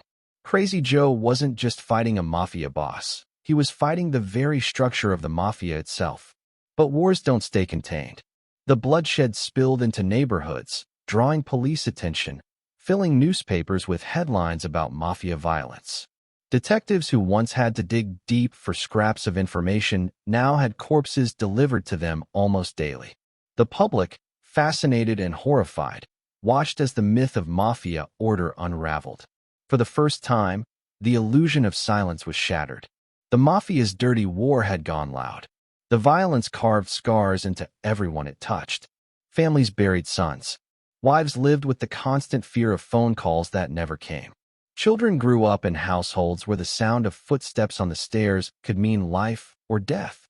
And through it all, Joey smiled, a grin that to some meant defiance, and to others, madness. As the war dragged on, alliances shifted. Men who had once pledged loyalty to Profaci began to hedge their bets, some quietly reaching out to the gallows, others fleeing altogether. Profaci's once unshakable authority looked fragile. But fragility in the mafia doesn't last long. It either hardens into violence or shatters completely. And the gallows knew they had pushed the family to its breaking point. The First Colombo War wasn't just a conflict. It was a fracture in the mafia's foundation. It exposed the greed of bosses, the desperation of soldiers, the hunger of rebels. It turned the Gallo crew into more than just soldiers. It made them symbols of defiance, legends whispered about long after the bullets stopped flying. But legends come with a cost. The war had bloodied both sides, and while the gallows stood taller in reputation, they also stood more exposed than ever. Every man in New York now knew their names. Every boss watched them closely. Every bullet fired carried a promise that one day, one of those shots would find its mark. The war had begun as rebellion against taxes, but it ended as something larger, a declaration that Joey Gallo would never bow, never blend, never submit. He had thrown down the gauntlet, and the mafia had answered with blood. And as Brooklyn's streets ran red, the question hung in the air like gun smoke. How long could a rebel smile last before the weight of the war erased it forever? The clang of the cell door rang out like a verdict, louder than the judge's words, louder than the jury's decision. It was 1961, and Joey Gallo, Crazy Joe, the rebel with the grin, was no longer free to roam Brooklyn streets. He had been convicted of extortion, a charge that in the mafia world was almost as common as breathing. But this time the law had finally caught him. 12 years, they said. 12 years behind bars. For a man who thrived on motion, on noise, on the electricity of the streets, the sentence was a slow suffocation. The courtroom had been a stage, and Joey played his part well. He walked in sharp as ever, smirking at reporters, flashing that Brooklyn smile as if the whole thing were a bad joke. But when the gavel came down and the weight of the sentence settled on him, there was no laughter. Even Joey, with all his bravado, knew the truth. The world he had built, the legend he had carefully crafted, was about to be paused. For the first time, he would have to sit still. And sitting still was never in his nature. Behind bars, the rules were different. The sharp suits were gone, replaced by prison blues. The spotlight dimmed, the streets silenced. Yet Joey adjusted in a way few expected. Where others broke under confinement, he adapted. Prison became less of a cage and more of a crucible, reshaping him, sharpening edges that had once been dulled by the chaos of the outside world. The stories of his temper followed him inside, and his reputation entered the prison before he did. Guards watched him carefully. Inmates gave him distance. Crazy Joe, they called him, even here. But prison wasn't a battlefield where fists and bullets won every time. It was a chessboard, where survival meant outthinking as much as outfighting. And Joey, restless as he was, began to play the long game. He spent hours in the library, pulling down books that most inmates ignored. Philosophy, history, literature, subjects that widened his view of the world. He read about revolutions, about men who had defied empires, about thinkers who had shaped societies with ideas rather than guns. He wasn't turning into a scholar, but he was absorbing lessons, shaping a new version of himself. If the streets had taught him brutality, prison taught him reflection. He began to see power not just as muscle, but as influence, as perception, as the ability to control narratives. In the yard, he observed. He saw how different groups stuck together, Italians with Italians, blacks with blacks, Latinos with Latinos. But unlike most mobsters, who clung only to their own, Joey drifted between circles. He had a way of talking to everyone, charming inmates who had nothing in common with him. He played chess with black inmates, traded stories with Latinos, joked with Irish toughs. It was unusual, even risky. The Mafia valued strict divisions, yet Joey ignored them. He saw strength in building bridges, in creating connections that others dismissed. It unsettled his fellow mobsters, who thought him reckless. But Joey didn't care. In his mind, the Mafia's traditions had already proven weak. Profaci's greed had shown him that. If survival meant breaking rules, he was willing to do it. Prison only hardened that belief.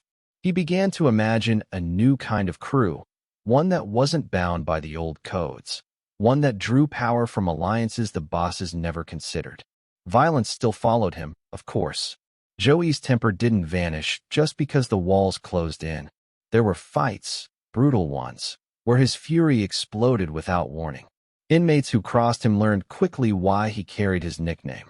He wasn't the biggest man, but he fought like someone with no off switch, like a storm that couldn't be contained.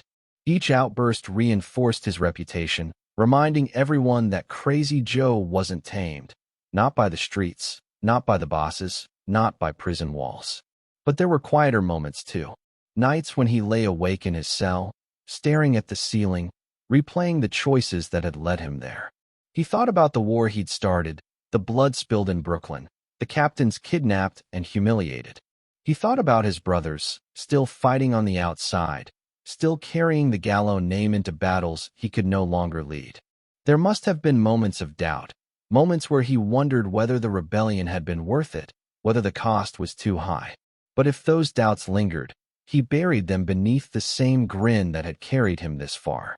For Joey, prison became a stage of a different kind.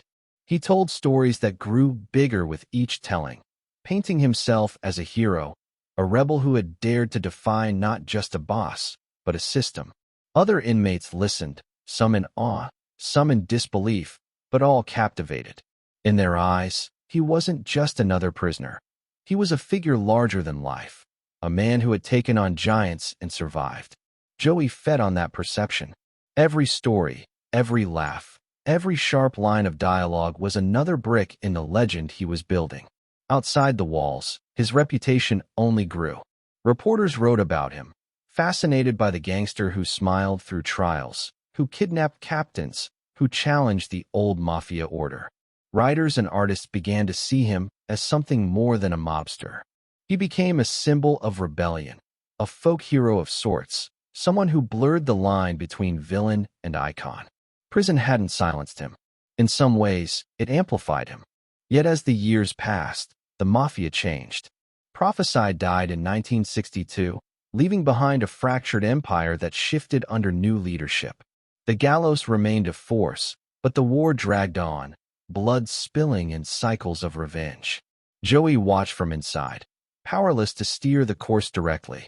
That helplessness must have burned, knowing the war he started continued without him, knowing his brothers carried both the weight of his name and the target that came with it. But Joey wasn't done. Prison wasn't the end of his story. It was the intermission.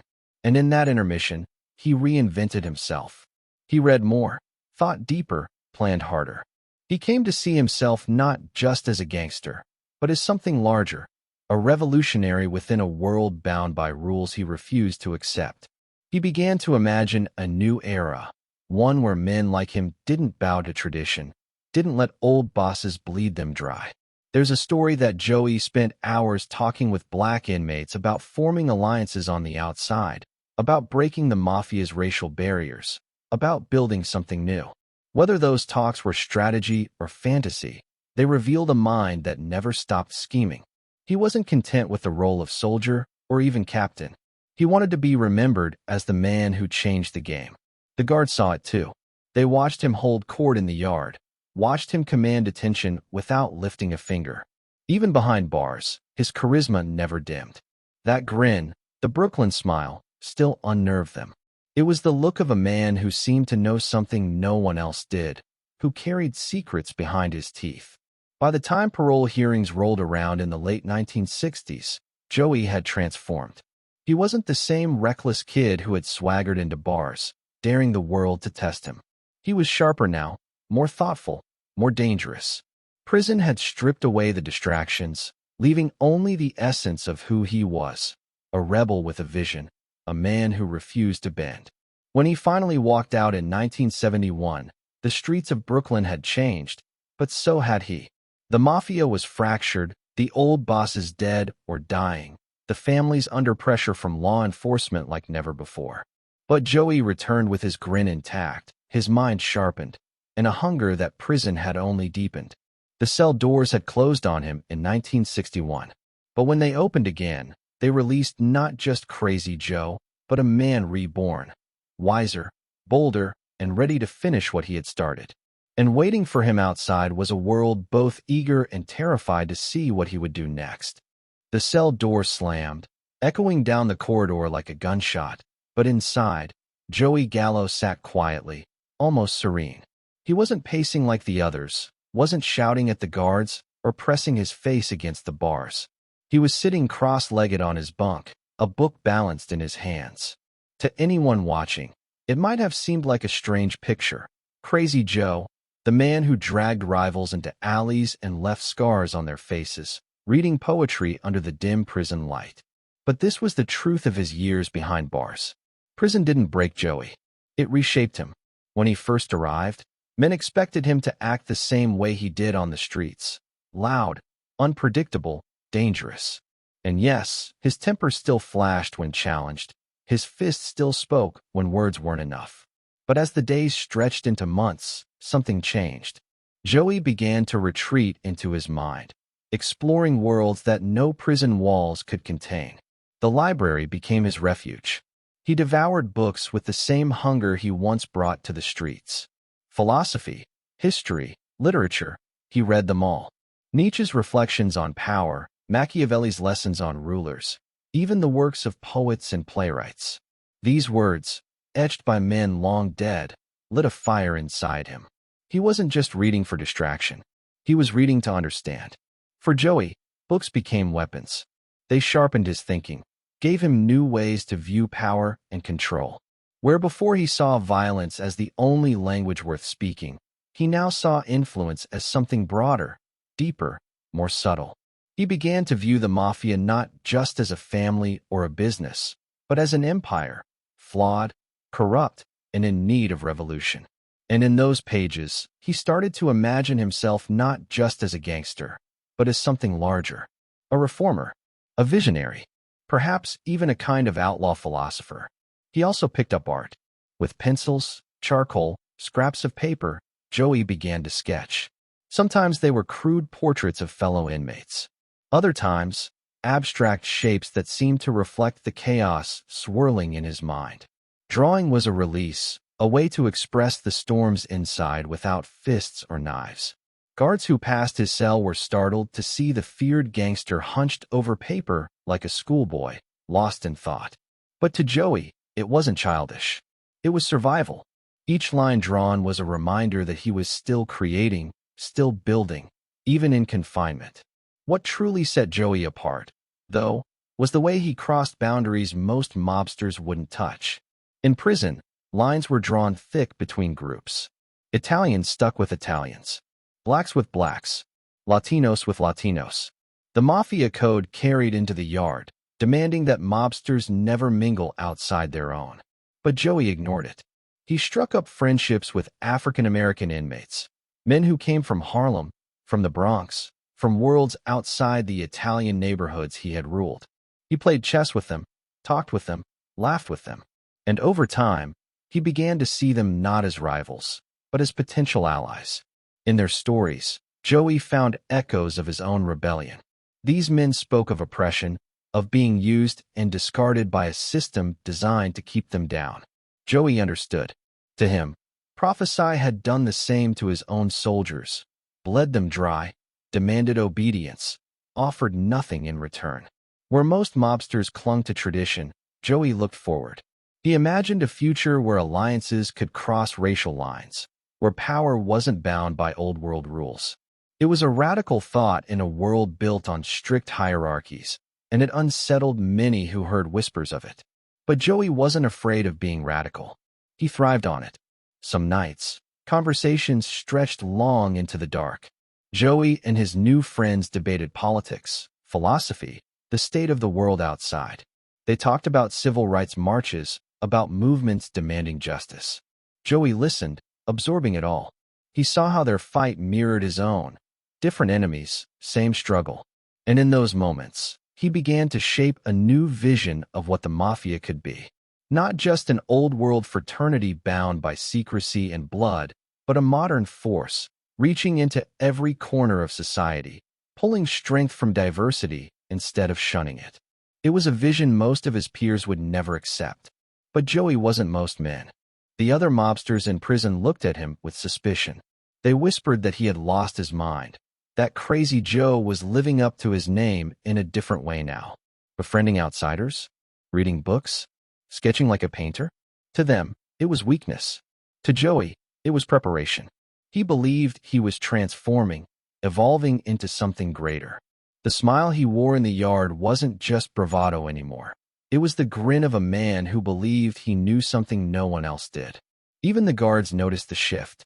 They spoke of him as different from the others, more thoughtful, more composed, though still volatile when pushed. One guard said Joey could sit quietly for hours, then explode with fury in a heartbeat. It was that unpredictability, that combination of calm intellect and violent edge, that made him so unnerving. You never knew whether he would quote a philosopher or break a bottle over your head. Inside his cell, the books stacked higher, pages marked, notes scrawled in margins. Joey was studying revolutions, men who had risen against empires, figures who had challenged authority and reshaped history. He compared them to his own war with Profaci, saw himself reflected in their defiance. In his mind, he wasn't just a gangster serving time. He was a revolutionary waiting for his moment to return. But there were cracks too. Nights when the bravado slipped, when he stared at the wall too long, when the weight of years left him silent. He missed the streets, the noise, the thrill of walking into a room and commanding attention. He missed his brothers, the chaos of their crew, the sense of being untouchable. In prison, no one was untouchable. Everyone wore the same uniform, ate the same bland food, answered to the same guards. That humiliation must have burned him, even as he hid it behind books and sketches. Still, Joey knew how to turn pain into fuel. Every slight, every insult, every moment of boredom became another reason to come out sharper, smarter, stronger. He wasn't just serving time. He was waiting, plotting, shaping himself for the day the doors would open again. And when that day came, he would be different. Not just Crazy Joe, the reckless kid with a smile and a temper, but something far more dangerous. A man who had used prison as a school, a workshop, a forge. On the outside, the war he had started still simmered. His brothers carried the fight. His enemies still plotted revenge. But Joey was patient now. He understood that history rewarded those who thought beyond the moment. And in his cell, under the dim light, with a book in one hand and a pencil in the other, he was shaping a new chapter not just for himself, but for the world he intended to return to. The guards locked his cell each night thinking they had contained him. They didn't realize he was already outside in his mind, already rewriting the rules, already imagining the chaos to come. And when the gates finally opened, Brooklyn would find not just the gangster they had feared, but a man transformed, part philosopher, part revolutionary, part outlaw. The question wasn't whether Joey would return to power. The question was what kind of storm he would bring with him when he did. The clanging of the steel doors had barely faded, yet even inside the gray monotony of prison walls, Joey Gallo stood out. He wasn't just another inmate slouched on a bunk, beaten down by time and confinement. He carried himself differently. The same grin that unnerved cops and charmed strangers flickered in the yard, in the mess hall, even in the library where most men sat forgotten. Prison stripped men down to their rawest selves, and for Joey, that stripping away only revealed something deeper. He was evolving into a new kind of mobster, one that didn't fit into the old world mold, one that drew from places most mafiosi wouldn't dare look. Inside those walls, Joey began to blend two worlds, the ruthless pragmatism of a gangster and the restless soul of an outsider. He had always been flamboyant, always a rebel against tradition, but in prison those instincts found new fuel. He wasn't just surviving, he was reinventing himself. The books gave him new language for ideas he already carried, the rejection of authority, the belief that rules were cages, the hunger to shape power rather than serve it. Machiavelli taught him how rulers twisted loyalty into obedience. Nietzsche fed his sense of being a part, destined for something greater. The revolutionaries he read about showed him that men could fight entire systems and leave behind legends. When he walked back to his cell with a book under his arm, other inmates stared. It wasn't what they expected from Crazy Joe. A mobster wasn't supposed to look for answers in philosophy or poetry. He was supposed to stick with the codes handed down from Sicily, codes that demanded obedience and silence. Joey's refusal to play the role unsettled even his fellow Italians. To them, he looked reckless. To him, they looked blind. The friendships he struck with African-American inmates pushed that defiance even further. On the outside, the Mafia had rules, unspoken but ironclad. Keep to your own. Don't cross racial lines. But Joey never cared much for rules, especially ones that felt arbitrary. In the yard, he laughed and talked with men from Harlem, men who told him about Malcolm X, about marches and protests, about a world where people fought back against oppression. Joey listened, and in their struggle, he recognized pieces of his own. The Mafia bosses had played the role of oppressors, bleeding their soldiers dry the same way politicians bled communities. Joey saw the parallels, and he began to imagine alliances that others couldn't even fathom. It wasn't just politics. Joey made friends where no one else dared, sat at tables where Italians rarely sat, and treated outsiders with a respect that surprised everyone. To some, it was madness. To others, it was magnetic. He didn't erase the gangster edge. He carried it with him, the temper, the violence, the readiness to strike if disrespected. But he fused it with something new, a counterculture identity, a way of seeing himself not as just another mafioso, but as a rebel who belonged as much in a Greenwich Village coffeehouse as in a Brooklyn pool hall. The art deepened this new identity. Joey sketched in quiet hours, filling paper with images that were raw, abstract, strange. Some were portraits of fellow inmates, faces drawn with sharp lines, eyes too large, expressions that seemed to carry both menace and sadness. Others were more surreal. Figures breaking free of cages, animals snarling through bars, symbols of struggle and defiance. To him, they weren't just doodles. They were reflections of a mind that refused to be caged, even when his body was. Guards shook their heads at the contradiction. This was the same man whose name filled police files, whose smile preceded bloodshed, now hunched over paper or quoting lines from books. But the contradiction was the point. Joey lived in tension, between violence and charm, between gangster and philosopher, between the underworld and the counterculture. Prison made those contradictions sharper, visible to everyone. In conversations, he became almost a teacher. Younger inmates listened as he spun stories about the streets, about how the mafia worked, about how men with power manipulated those below them. But he didn't stop there.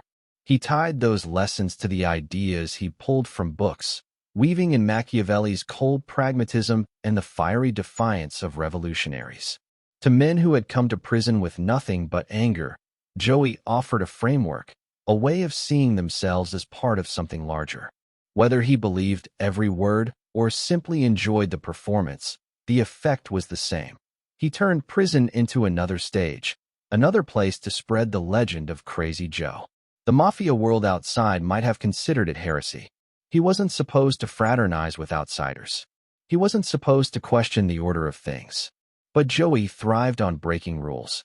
And the more he broke, the more he stood out. To many inmates, he wasn't just another wise guy. He was something new.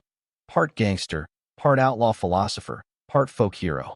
Even his enemies couldn't deny it. Cops who read reports about his prison years noted the strangeness.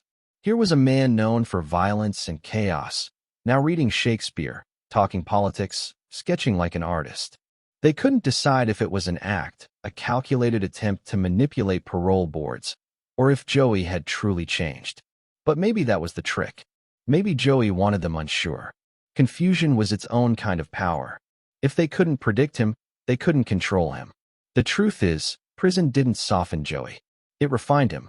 He didn't abandon violence. He sharpened it with intellect. He didn't reject his gangster identity. He fused it with something broader, something that connected to the currents of rebellion running through the 1960s. Civil rights marches, anti-war protests, cultural revolutions. The world outside was changing fast. And Joey, inside his cell, was changing with it. When he looked out the narrow window at the sky, he wasn't just dreaming of Brooklyn streets. He was imagining himself stepping into a world that was already primed for outlaws, rebels, and icons. But change carried risk. Other mobsters distrusted him, whispering that his time inside had made him unstable, too connected to outsiders, too unpredictable. The mafia thrived on conformity, on tradition. Joey was walking proof that tradition could be broken. That made him dangerous not just to enemies, but to allies who feared what he might do once released. He seemed to sense that too. In letters and conversations, Joey hinted at visions of a new mafia, one not shackled by old-world codes, one that embraced change instead of fearing it. To some, it sounded like madness. To others, like prophecy. Either way, it marked him as different, a man out of step with his own world, yet perfectly in step with the restless spirit of the age. Prison shaped him into a paradox. He was still Crazy Joe, the man whose smile carried menace. But now he was also something else, a thinker, an artist, a rebel who saw himself as more than just a gangster. He wore the label crazy, like armor, letting it hide the fact that behind his grin was a man reshaping himself for a future that terrified his enemies. By the time his sentence neared its end, Joey had become almost mythic within those walls. To some, he was a madman with a book in one hand and a knife in the other. To others, he was a visionary, a man who refused to let the mafia's cage define him. And to himself, he was both, dangerous and thoughtful, ruthless and reflective. When the gates finally opened, he would step into a world on fire. The mafia was splintering, the old bosses were dying, and the streets were alive with cultural upheaval. And Joey, sharpened by prison, inspired by outsiders, armed with a new vision, was ready to walk back into it all. The question that lingered, heavy as the iron bars he left behind, was simple. Would the world embrace this new kind of mobster, or would it destroy him before he had the chance to finish his revolution? The night air was heavy, sticky with the kind of silence that pressed down on a city like a secret. Somewhere in Brooklyn, a man who had once been locked in a steel cage now moved freely through the shadows, his stride confident, his smile carrying both warmth and warning. Joey Gallo was out, and prison had not tamed him. If anything, it had sharpened the edges. He had spent those years behind bars reaching across walls that the Mafia had built, walls meant to separate races, to keep lines clean and control simple. But Joey was never a man for lines. He saw opportunity where others saw danger, and he had come to believe that the future of his power didn't lie only in the old Mafia order. It might also lie in alliances no one else dared imagine. It started in small ways. Conversations whispered in prison yards. Stories traded over card games, cigarettes passed between hands. He had listened to men from Harlem, men who spoke about a different kind of struggle, one that didn't sound so far removed from his own battles with bosses and systems that drained their soldiers dry. They talked about leaders who were gone, voices silenced by bullets and prisons, but whose words still carried like echoes in their communities. Joey listened closely. He understood what it was to fight against a machine that fed on loyalty and gave back nothing but scraps. Once released, he carried those connections into the outside world. While most mobsters clung to the old code, stay with your kind, keep business within bloodlines, Joey stepped over the invisible fences. He walked into neighborhoods where Italians rarely ventured without fear. He shook hands with men whose names the Mafia had written off as irrelevant. To Joey, these weren't just strangers. They were potential allies. And if the Mafia bosses called it madness, Joey embraced it as vision. The world outside was changing. The 1960s had cracked the surface of America wide open. Cities boiled with unrest. Harlem was alive with fire and defiance. Latino groups demanded respect and power. The streets were not quiet anymore. They were loud, angry, and restless. Where others saw chaos, Joey saw the future. If he could stand shoulder to shoulder with these men, he could build something beyond the reach of the Mafia's old hands. He could plant himself as a bridge between underworlds, a figure who wasn't bound by heritage or tradition. He approached it the same way he approached everything, with a grin and a touch of theater. He wasn't just a gangster making a deal. He was a showman, a man who carried himself with the flair of someone who wanted to be remembered. He dressed sharp, spoke fast, and made people feel like they were part of a story bigger than themselves. In Harlem bars and Brooklyn backrooms, he charmed his way into trust. Some saw him as reckless, too quick to promise, too eager to prove his vision. Others saw him as magnetic, a man who might really shift the balance of power if given time. But for every handshake, there was risk. To the old bosses, Joey's moves looked like betrayal. The Mafia's power rested on control of money, of loyalty, of identity. Crossing into alliances with Black or Hispanic groups wasn't just unorthodox, it was dangerous. It suggested that the Mafia's walls could be broken, that the codes weren't ironclad. Joey was daring to rewrite rules that had stood for decades, and the bosses didn't like it. They whispered that he had lost his mind, that prison had turned him into something unstable, something too unpredictable to be trusted. Yet unpredictability was Joey's weapon. He leaned into it. He made sure people never knew where he'd show up next, who he'd sit down with, what promises he might make. To his enemies, it was unnerving. To his allies, it was intoxicating. He gave the impression that the old world was cracking and that he was standing right at the fault line, ready to shape whatever came next. The alliances were not just symbolic. They had practical weight. Joey knew that muscle mattered in the streets. Numbers mattered. And by reaching out to Black and Hispanic groups, he tapped into a force that was raw, restless, and eager for leverage. These weren't men content with crumbs. They were fighting for space in a city that had long treated them as invisible. Joey's willingness to treat them as equals made him unique. In return, he gained loyalty that wasn't bought through the Mafia's traditional channels. It was born out of mutual respect, and out of the idea that together, they might carve something new. Still, the path was fragile. Every move he made toward outsiders deepened his distance from insiders. In Brooklyn, some whispered that Joey was no longer truly Italian, no longer truly part of the family. They called him reckless, dangerous, a man walking too close to outsiders who could never be trusted. Old loyalties frayed. Old friends turned wary. And in the Mafia, distrust was a poison that spread quickly. But Joey thrived on walking that line. He knew that danger shadowed him, but he wore it like a cloak. His smile became sharper, his eyes colder, his laughter edged with menace. To the Black and Hispanic groups, he was a man who broke rules in their favor, who didn't flinch at the color of their skin. To the Mafia, he was becoming something closer to a heretic. And Joey liked it that way. He was carving out a new identity, part gangster, part revolutionary, part outlaw hero. His meetings often blurred the line between crime and politics. In smoky rooms, he would talk about money and territory, but also about respect and power, about carving a piece of the city where the bosses had no say. The conversations carried an energy that felt larger than just rackets or extortion. They felt like sparks, dangerous and bright, flickering against the backdrop of a city ready to erupt. But sparks can catch fire. Every alliance Joey formed threatened to ignite a larger war, not just within the Mafia, but across the underworld. Other mobsters began to wonder, what if Joey succeeded? What if he really managed to unite Italian power with the restless energy of Black and Hispanic groups? What kind of monster would that create? For men who had built their power on division, the thought was terrifying. Joey seemed to relish that fear. He walked with the swagger of a man who knew eyes were on him, who knew whispers followed every step. But behind the grin, behind the theater, there was a shadow.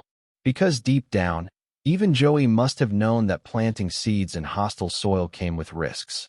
The Mafia was not forgiving, and the bosses he defied were not men who allowed cracks in their empire to grow unchecked.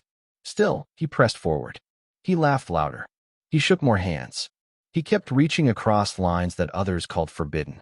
And with each move, he pushed himself further into the role of an outsider, not just within society, but within the very family that had once been his anchor.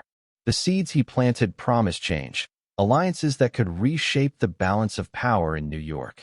But seeds take time to grow, and time was the one thing Joey Gallo could never be sure he had. The streets were watching. The bosses were waiting. And every day, the question grew louder, pressing against the edges of his smile. Would these alliances lift him into legend, or drag him into an early grave? The prison gates clanged open on a cold spring morning in 1971, and Joey Gallo stepped out after nearly a decade behind bars. The world smelled different. The air was thicker, noisier, the streets faster. He had left a city that was already restless, and now he was walking back into one that seemed like it had been flipped upside down.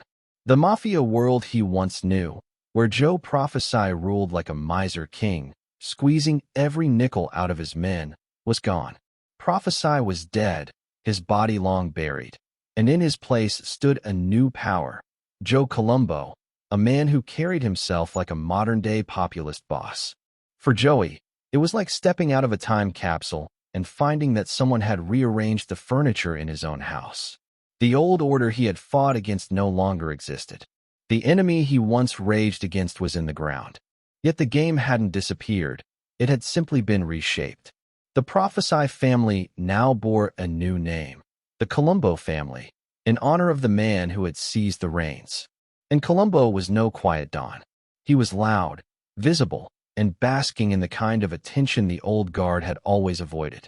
Joey had always been drawn to theater, to spectacle, to standing apart.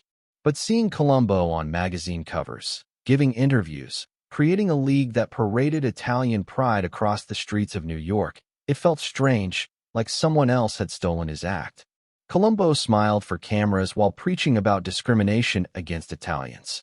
He turned the Mafia into a kind of public movement, blending crime with politics in a way that rattled old traditions. To the outside world, Colombo looked like a reformer, a man fighting for his people. To Joey, fresh out of a cell, it must have felt like walking into a play where someone else had already taken the role of rebel. But Joey had something Colombo did not. Time behind bars had carved him into something sharper, more unpredictable. He had studied books, read philosophers, drawn sketches, and built friendships with Black and Hispanic inmates who gave him a different view of power. He walked out with a swagger, but also with a strange kind of cool detachment, like a man who had seen beyond the walls of the Mafia and into something larger. He carried himself not just like a gangster, but like an outlaw who had survived and now wore his survival as a badge. The streets had not forgotten him. When Joey walked through Brooklyn again, heads turned. Men who once whispered about him as a ghost now saw him back in the flesh, dressed sharp, smiling that same crooked grin that made him look half friendly, half dangerous. His brothers, Larry and Kid Blast, stood by his side again. Their crew was smaller now, fractured by years of absence, but their loyalty hadn't faded. For Joey, it was as if he had been unchained, thrown back into the jungle with a chance to reclaim his territory. But territory wasn't what it used to be. The Mafia was fractured. Alliances shifted like sand. Colombo, for all his public bravado, had enemies everywhere. Some resented his hunger for attention, saying he was turning their secret society into a circus. Others feared that his rallies and speeches were painting too bright a target on their backs. And lurking beneath the surface were the old resentments, the debts, the betrayals, the grudges that never really died. Joey stepped into this world like a match tossed into gasoline. He moved quickly to re-establish himself, but he did it differently this time. He didn't just rely on old Mafia rules or the shadowy rituals of loyalty. He mingled with writers, artists, musicians.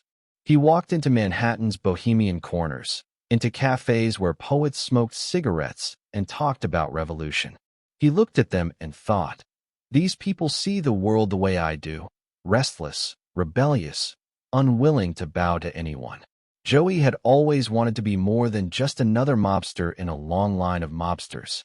Now, free again, he carried himself like a man who wanted to be a legend, someone whose story stretched beyond the alleyways of Brooklyn.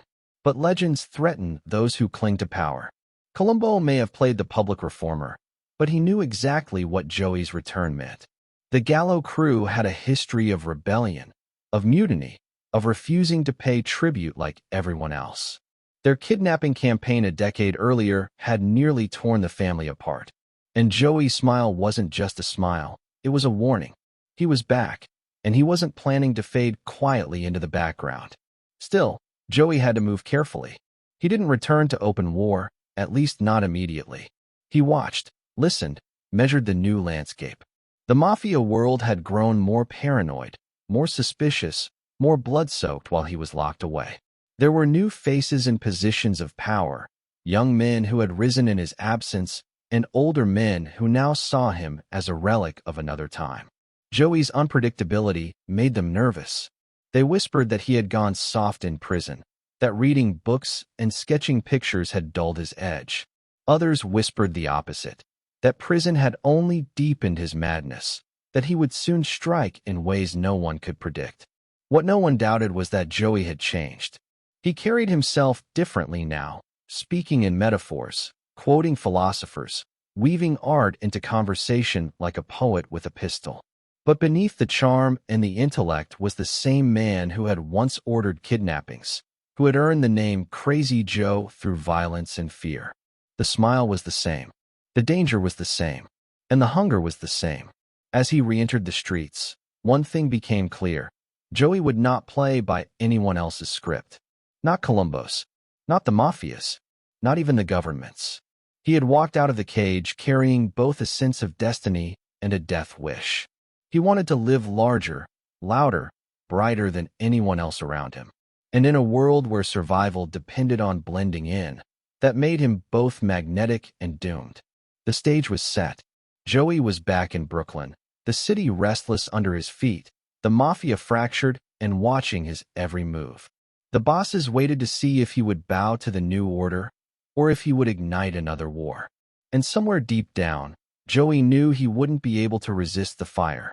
The question wasn't whether he would clash with Colombo's world. The question was when.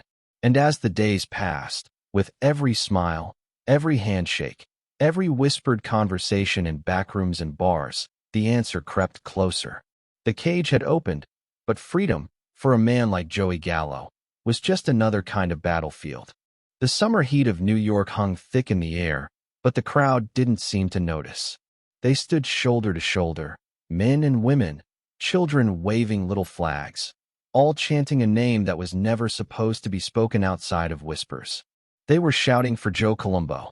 On a stage draped with banners of red, white, and green, the boss of a mafia family stood like a politician, raising his arms as though he were leading a parade instead of running a crime empire. Cameras clicked. Reporters scribbled. Microphones leaned forward. For the first time, the invisible world of Cosa Nostra had a spokesman, and he was daring the government to look him in the eye. The Italian-American Civil Rights League was his weapon. Colombo didn't call it that. Of course, not when he first dreamed it up. To the world, it was a movement about dignity, about ending stereotypes, about fighting back against the word mafia that Hollywood and newspapers tossed around like a curse. But beneath the surface, the League was something far riskier. It was Colombo's way of rewriting the rules, of dragging organized crime out of the shadows and into the sunlight, where he could posture as a leader of the people. On paper, it was genius. Thousands of Italian Americans, plumbers, waiters, mothers, and grandmothers, joined marches, waving signs that demanded respect. Colombo turned his rallies into festivals, with music and speeches about pride. To the average family man, he was a hero, a defender of culture. But to the old guard of the mafia, it was madness. The mafia had always lived like ghosts.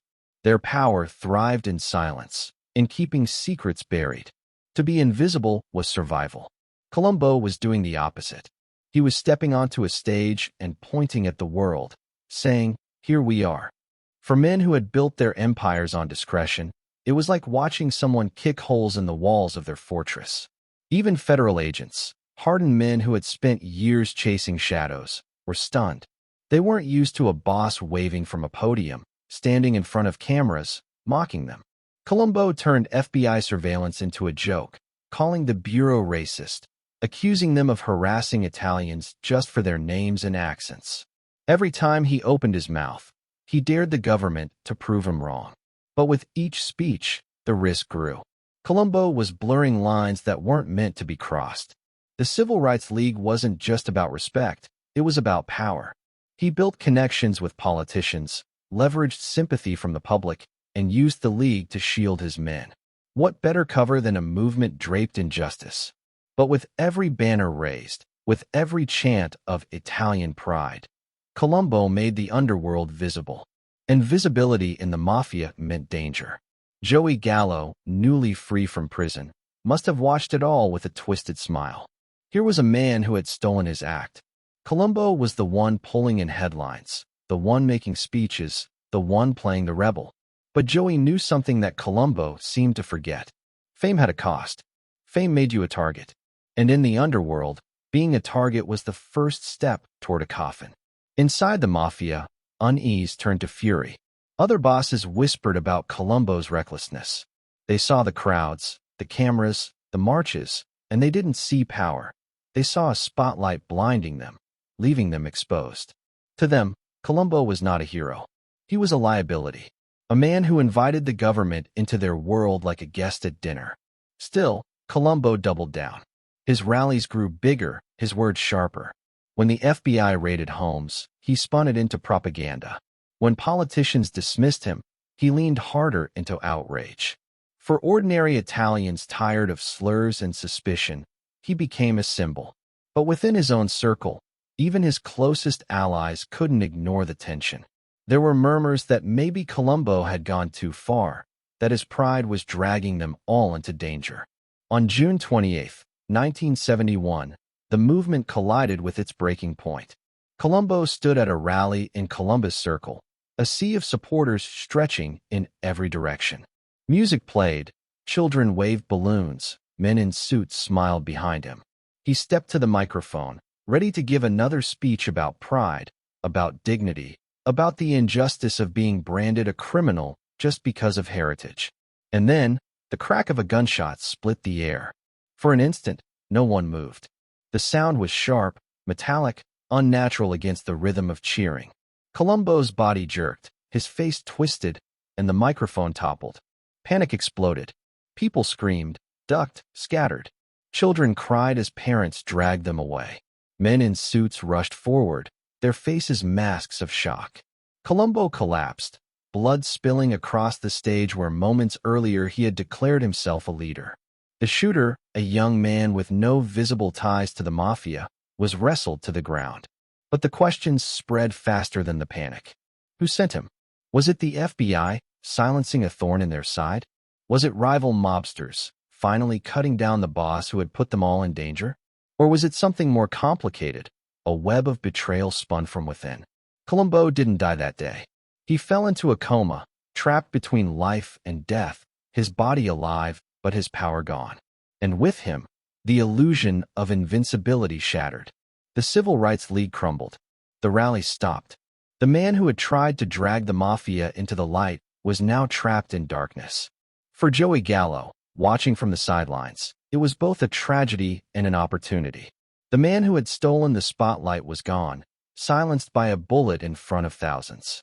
The throne stood empty again, and the world was waiting to see who would reach for it. But in the underworld, nothing was ever simple. Colombo's fall didn't erase the chaos he created. It only deepened it. The FBI's eyes were sharper than ever, the Mafia more fractured, and every move now carried the weight of risk. The streets buzzed with speculation, with fear, with the unspoken truth that one gunshot had changed everything. Joey walked those streets again, his smile returning as whispers followed him. The rebel with the Brooklyn grin was back in play, stepping into a world where leaders could fall in the blink of an eye. The city was restless, the Mafia nervous, and the balance of power trembling. And as night fell over Brooklyn, the question hung heavy in the air. Who had pulled the strings behind the trigger? And who would seize the chaos left in its wake? The first thing people noticed wasn't his presence. It was the silence that followed him, the pause in the air when he stepped through the door. Then came the smile, the crooked Brooklyn grin that lit up like a spotlight, as if he were born to walk into a room and own it. Joey Gallo wasn't returning to the streets as the same man who had gone away. He came back a showman, a character, a man who knew that power didn't just come from guns and threats. It came from image, from mystique, from making people look twice. And in 1971 New York, where the underworld and the art world brushed shoulders in smoke-filled lounges, Joey Gallo became the most unlikely star. He didn't creep back into the shadows like other ex-cons. He exploded back onto the scene, dressed in sharp suits, silk shirts, and dark sunglasses even at night. He turned heads not just in Brooklyn, but in Manhattan's brightest corners. He was no longer confined to the company of mobsters and button men. Now, he mingled with poets, painters, and actors. Greenwich Village, with its bohemian chaos and restless energy, embraced him. And Joey, ever the rebel, embraced it right back. To the mob's old guard, it was unthinkable. Gangsters weren't supposed to rub shoulders with playwrights or pose for photographs with movie stars. They were supposed to be shadows, quiet forces moving behind the curtain. But Joey saw no reason to play by those rules anymore. He had spent nearly a decade in prison, sharpening his mind, reading philosophy, absorbing the language of rebellion. When he came out, the world had changed, the 60s had exploded, and the counterculture was in full bloom. Young people rejected authority, celebrated freedom, and worshipped those who dared to defy the establishment. Joey Gallo fit the part perfectly. Nightclubs became his stage. He walked into hotspots where the rich, famous, and curious gathered, and the crowd parted like water. They wanted to be near him, to talk to the man the papers had dubbed Crazy Joe. But what they found wasn't just a gangster. He was witty, quick with a joke, able to hold court with a novelist one moment and a street hustler the next. He quoted from books he had read behind bars, debated politics, spoke about injustice with the rhythm of a man who knew both sides of the law. He wasn't just dangerous. He was magnetic. Actors invited him to parties. Artists sketched his profile on cocktail napkins. Musicians leaned in, curious about the outlaw in their midst. Joey wasn't flattered. He was strategic. He knew that power came from networks, from connections beyond the street. By attaching himself to celebrities and intellectuals, he was rewriting his image. To one crowd, he was the gangster who stood against the mafia machine. To another, he was the rebel who smiled at the absurdity of power. And to everyone, he was unforgettable. The mob noticed. They watched as Joey basked in flashbulbs and headlines, and they shook their heads. Some called it foolish, a death wish dressed in silk.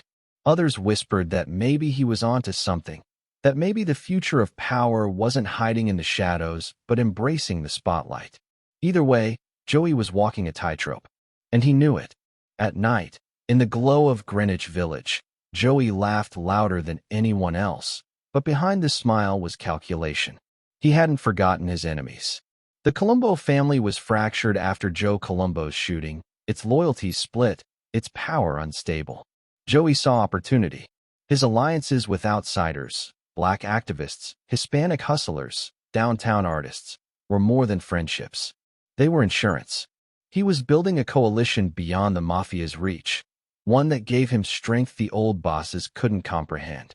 But the more he shined, the more the danger grew. Fame was a double-edged blade. Celebrities could embrace him, but killers could find him just as easily. Each nightclub appearance was a gamble, each stroll through the village a test of fate.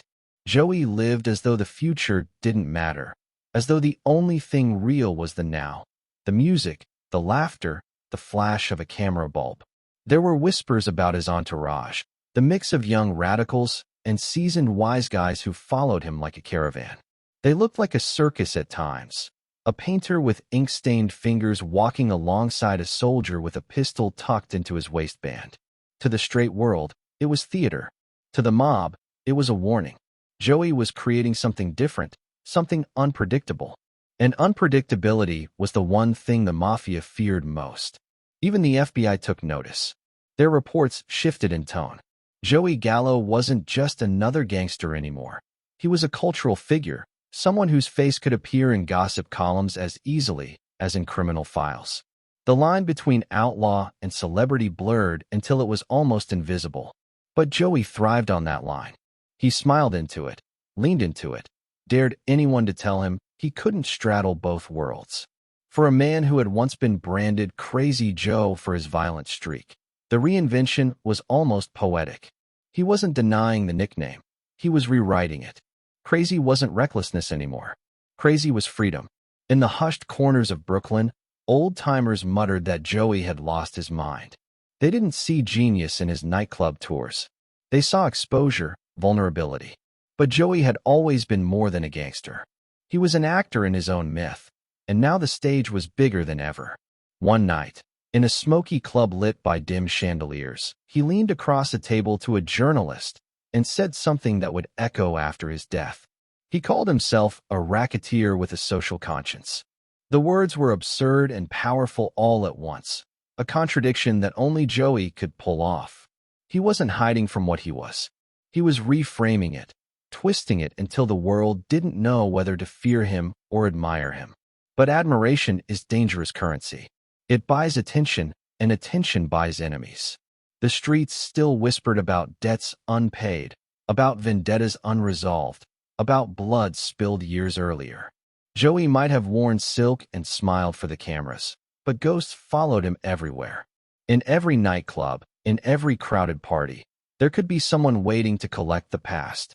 Still, he walked forward, unshaken. The rebel with the Brooklyn smile had reinvented himself into something larger than life. He wasn't just Joey Gallo the gangster anymore.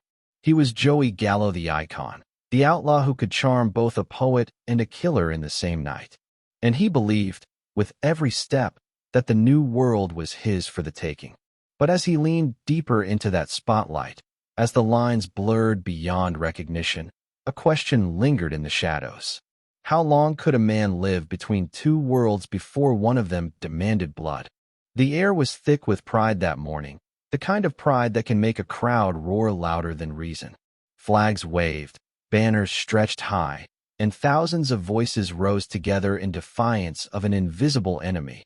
Prejudice, discrimination, the endless suspicion of Italian Americans being tied to crime. At the center of it all was Joe Colombo, beaming with the confidence of a man who believed he was reshaping history. He had turned himself from a quiet mob boss into a public figure, the face of the Italian-American Civil Rights League. For once, the mob wasn't in the shadows.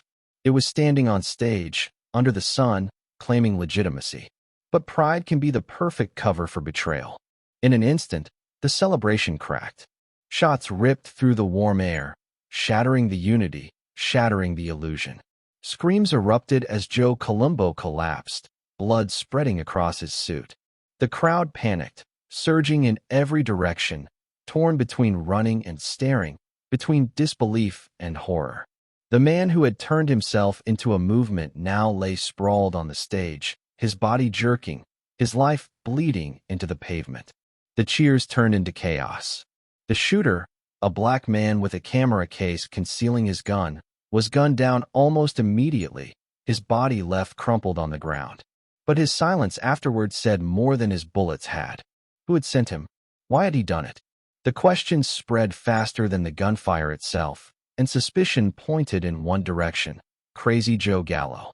It made too much sense. Gallo had just come out of prison. He was restless, ambitious, hungry to carve out power in a mafia world that had changed while he was locked away. Joe Colombo had become the face of the Profaci family, now renamed the Colombo family, and his brazen public activism had drawn heat from the FBI like moths to a flame. To most mobsters, Colombo was a liability. To Gallo, Colombo was a perfect target. The whispers grew into stories. The shooter was black. That detail didn't go unnoticed, especially since Joey Gallo had spent years in prison forging connections with black inmates, talking about solidarity, talking about alliances. The old guard of the mafia could never imagine something like that, a gangster aligning with people outside the old Italian code. But Joey could. And if anyone would recruit a black gunman to pull off a strike that shook the underworld, it was him. Yet the truth was murky. No hard evidence tied Joey Gallo to the shooting. No confession surfaced. No proof that he had given the order. All there were rumors, patterns, and the unmistakable sense that Joey benefited most from the chaos. With Colombo paralyzed and the family leadership fractured, the balance of power shifted. The Colombo family splintered, its captains divided, its soldiers uncertain. For Joey, it was the opening he had been waiting for. Still, the suspicion carried weight heavier than bullets. Joey's name echoed through police reports, FBI files, and mafia whispers. Some called him brilliant, the mastermind who had changed the game with one bold strike. Others called him reckless, a man whose hunger for power blinded him to the storm he was unleashing. For the Gallo crew, it meant both fear and opportunity. The streets buzzed with talk that their leader had orchestrated one of the most daring attacks in mob history. But with every whisper came a shadow. If Joey had pulled this off, then every mobster in New York wanted his blood. Meanwhile, Joe Colombo's empire crumbled in slow motion. He survived the shooting, but his life was forever changed. Confined to a hospital bed, paralyzed, he became a symbol of tragedy rather than strength. The League, once a vibrant movement, withered without its charismatic leader. The mafia distanced itself, ashamed of the attention Colombo had drawn and cautious of the suspicion that lingered. And through it all, Joey Gallo walked the streets, smiling, shaking hands, moving through nightclubs as if the world was his stage. But the danger was real. Every time Joey lit a cigarette in a crowded club or raised a glass at a dinner table, he knew eyes were watching. Friends asked him directly if he had been involved. He never admitted it, but he never denied it either. He gave sly grins, shrugged shoulders, cryptic remarks that only fueled the legend. In his own way, he seemed to enjoy the suspicion, as though the rumor itself was power. If people believed he could topple a boss in broad daylight, then his reputation was untouchable. Still, the streets have a long memory. Blood demands blood, and old vendettas never die. With Colombo out of the picture, the underworld's attention turned squarely on Gallo. Was he too bold? Too flashy? Too dangerous for a world that thrived on silence and secrecy? For all his charm and wit, Joey was skating on ice that grew thinner every day. The shooting didn't just cripple Joe Colombo. It marked a turning point for the entire mafia. The veil of invisibility was gone. The FBI intensified its scrutiny, flooding the streets with surveillance, indictments, and wiretaps. Politicians used the chaos as proof that organized crime was real, powerful, and brazen. The mob had always existed in the shadows, but now it was front-page news, with Crazy Joe's name written between the lines. And in the midst of this storm, Joey embraced the role of the outlaw rebel. He dined with celebrities, posed with artists, leaned deeper into the counterculture that adored him. To outsiders, he was a gangster who defied the mold, a man who could stride through chaos with a smile. To insiders, he was a threat, an unpredictable force whose very existence could drag them all into ruin. The truth of the Colombo shooting remains buried in the shadows, locked behind whispers and suspicions that will never be proven. But one thing was certain. Joey Gallo's return to the streets had changed everything. The balance of power was shifting. Old alliances were cracking. The underworld was trembling on the edge of something new and dangerous. And Joey knew it.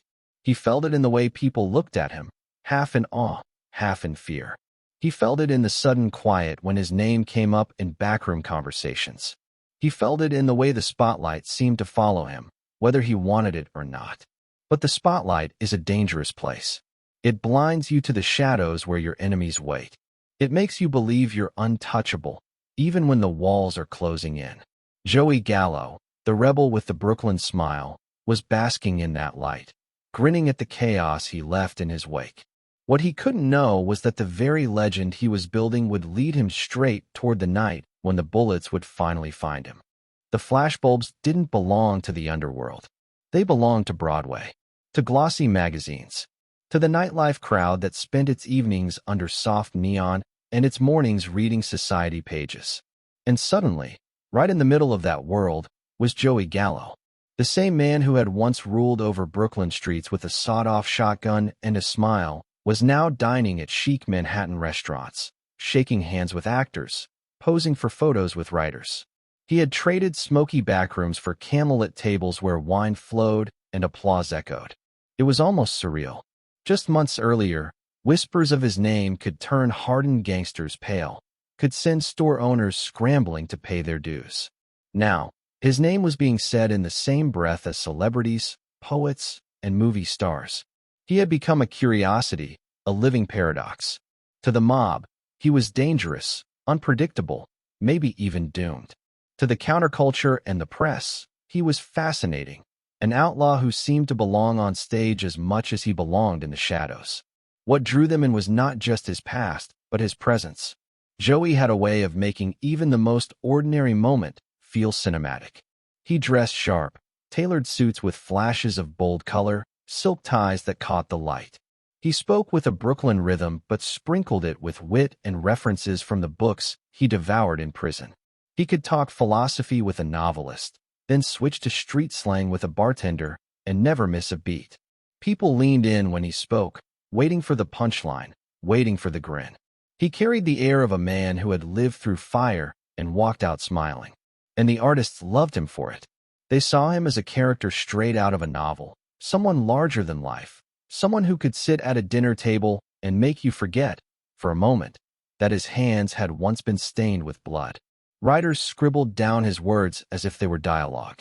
Painters sketched his face, fascinated by the contradiction, the warmth in his grin, the danger in his eyes. Actors admired the way he performed without even trying, how his very existence seemed scripted. But behind the charm, there was always the shadow. The mob didn't forget who he was. Federal agents didn't forget either. While he played the role of celebrity rebel, the FBI was watching, listening, filing reports. To them, Joey's reinvention was not just spectacle. It was a cover, or maybe a taunt.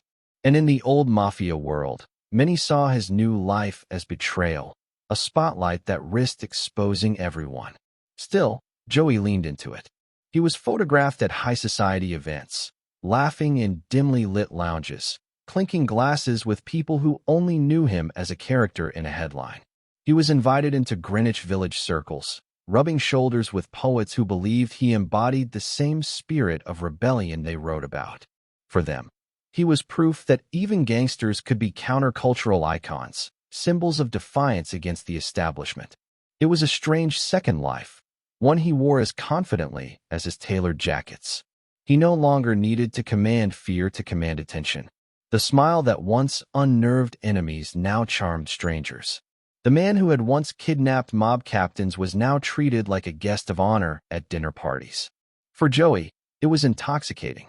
It was as if prison had given him a chance to rewrite his script, and he was determined to play the new role to its fullest. Yet even as he thrived in the limelight, he carried the weight of unspoken tension. Old friends from Brooklyn noticed the shift. Some admired it, envied it even. Others whispered that Joey had lost touch with the streets, that he was playing with fire by mixing too openly with outsiders. Respect in the underworld was earned through silence and shadows. Joey, instead, was laughing under spotlights. To many mobsters, that made him unpredictable. And in their world, unpredictable meant dangerous. There was another layer, too. Joey's mingling with writers and actors wasn't just about vanity. He understood the power of image. The Mafia had always lived by reputation, by myth, by the aura of fear. Joey was rewriting his myth in real time, turning it into something that transcended crime. He was no longer just a gangster. He was a symbol, a character the public could not look away from. And he knew that as long as they were watching, he held a different kind of power. But reputations are fragile things. One slip, one wrong word, and the myth cracks. Joey walked a fine line. At night, he could bask in applause, but by morning he might be fielding calls from allies warning him of threats, of men sharpening knives in the dark. Every smile he flashed in public carried a cost in private. Every handshake with a celebrity drew another glare from men who had once fought by his side. Still, Joey couldn't resist. He thrived on the attention, on the transformation. Prison had changed him, made him see the world as bigger than Brooklyn streets. Now, he wanted more than power. He wanted recognition. He wanted to be remembered not just as a gangster, but as a legend. And in a strange way, the media was giving him exactly that.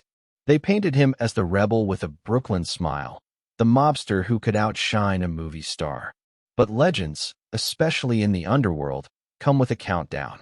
The brighter the fire, the shorter the burn. Joey was walking a path that had no safe ending. His new life gave him everything he had once craved: fame, charm, admiration. But it also painted a target on his back, one that no sharp suit or witty remark could protect him from. And as the flashbulbs kept popping, somewhere in the distance, men in shadows were making plans. The underworld doesn't forgive reinvention. It doesn't forgive spotlights. It doesn't forgive the rebel who dares to smile in the face of tradition. Joey Gallo was building a second life, one filled with laughter and applause. But behind every toast, every grin, every late-night story told over champagne, danger was drawing closer. And though he didn't see it yet, the applause would soon fade into silence, broken only by the sound of gunfire.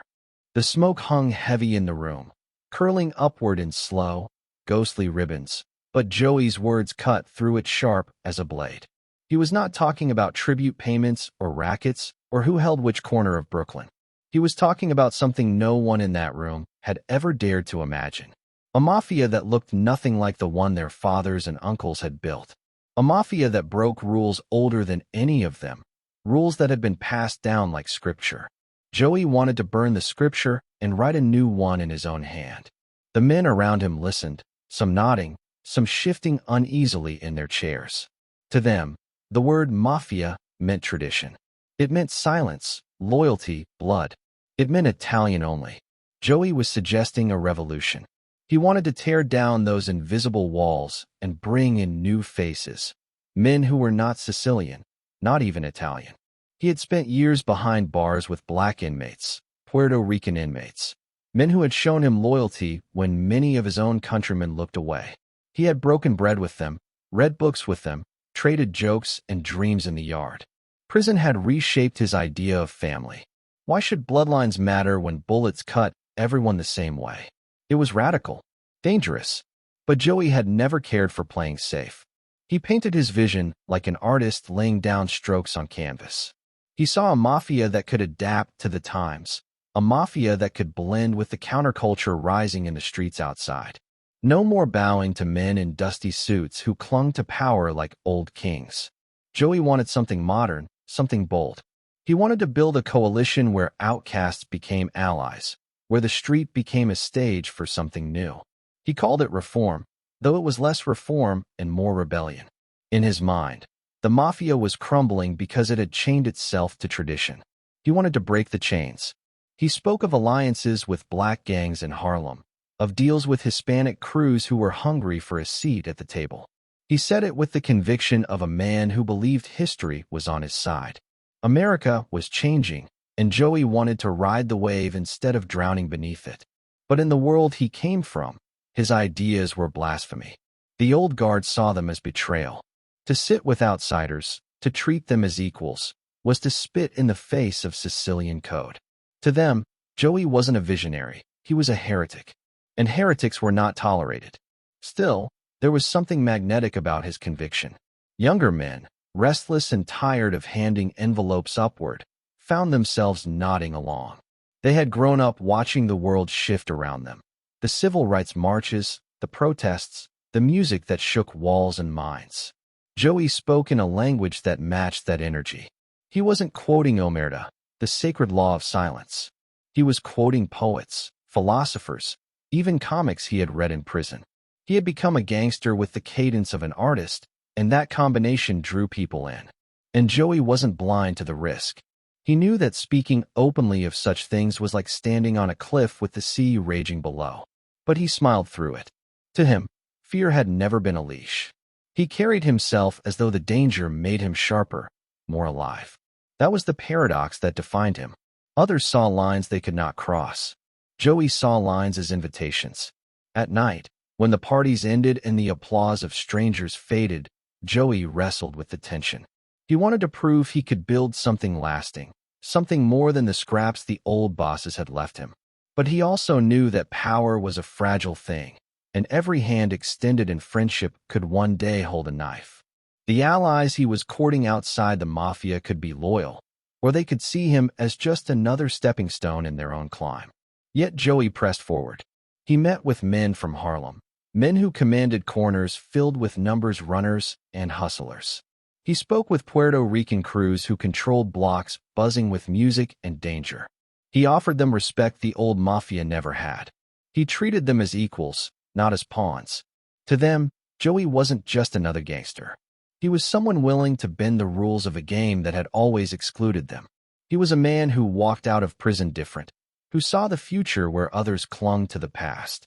But the old guard didn't just sit quietly while he sketched his revolution. Rumors spread like wildfire. The whispers reached men in high-backed chairs, men who believed Joey's talk of alliances was nothing less than poison. They muttered that he had lost his mind in prison, that he had read too many books, that he had confused respect with recklessness. They said he was dragging the mafia into the spotlight again, at a time when the FBI was already circling like vultures. The irony was that Joey thrived in the spotlight. He had tasted the applause of celebrities, the fascination of journalists. He knew the value of an image, the way a reputation could become a shield. He thought that if he could convince the world he was more than a gangster, the old mafia might have no choice but to accept his new version. But in reality, every spotlight cast longer shadows, and those shadows were filled with men sharpening their anger. In smoky rooms where strategy was whispered over tumblers of scotch, his name came up again and again. Some argued that Joey was dangerous not because he was powerful, but because he was unpredictable. Others said unpredictability was exactly what made him lethal. A man who didn't follow the rules couldn't be controlled. And in the mafia, control was survival. Joey either didn't hear those whispers or pretended not to. He kept smiling, kept planning, kept painting the picture of a reform mafia that could rewrite history.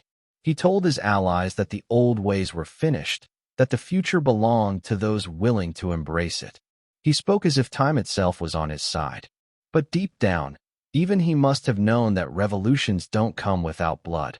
The history of the mafia was written in ambushes, betrayals, sudden silences in the night.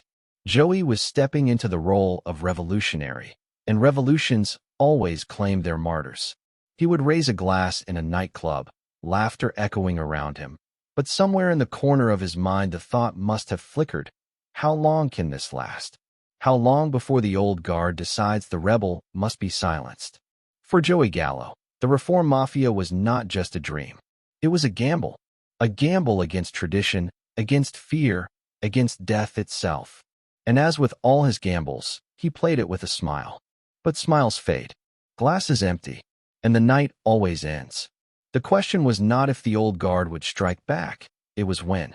And when that moment came, Joey would discover that even revolutions built on charm and charisma could not escape the cold certainty of mafia justice. The whispers began before the champagne glasses were even cleared from Joey's welcome home parties. A smile here, a laugh there. Beneath it all, the sound of knives being sharpened in darkened corners. In the world Joey Gallo had stepped back into, no man could shine too brightly without casting shadows. And in those shadows, his enemies were watching. It wasn't only the Colombo loyalists who felt the heat of his return. Every family, every capo with skin in the game, knew what Joey's presence meant. He was a spark in a room soaked with gasoline. And sparks, once lit, did not ask permission before setting everything ablaze. Word spread through bars, back rooms, and street corners. Joey was talking too much, meeting too many outsiders, smiling that defiant smile like he had nothing to fear. He had returned from prison not broken, not humbled, but louder than ever. And that rattled the old guard more than any gunfire. Men who had clawed their way up through years of bloody loyalty now saw Joey, fresh out of a cell, moving like he had rewritten the rules while locked away. For the Colombo loyalists, his existence was a direct insult. Joe Colombo had built his empire carefully, brick by brick, standing on the bones of those who doubted him. And now Joey, with his talk of alliances and his newfound taste for celebrity, threatened to topple the balance. Colombo's men whispered that Joey's smile was nothing but arrogance, his style nothing but a mask. Underneath, they swore, was the same dangerous gangster who had kidnapped captains, drawn blood in the streets, and declared war a decade earlier. And it wasn't just whispers. It was strategy. In low-lit rooms above restaurants, names were spoken in hushed tones. Joey Gallo, his crew, his brother, his new friends outside the mafia. Each name carried weight, a silent question of what to do about them. Some wanted him gone quickly, clean, fast, final. Others said patience was smarter, that Joey's own recklessness would undo him sooner or later. But everyone agreed on one thing. He was a threat.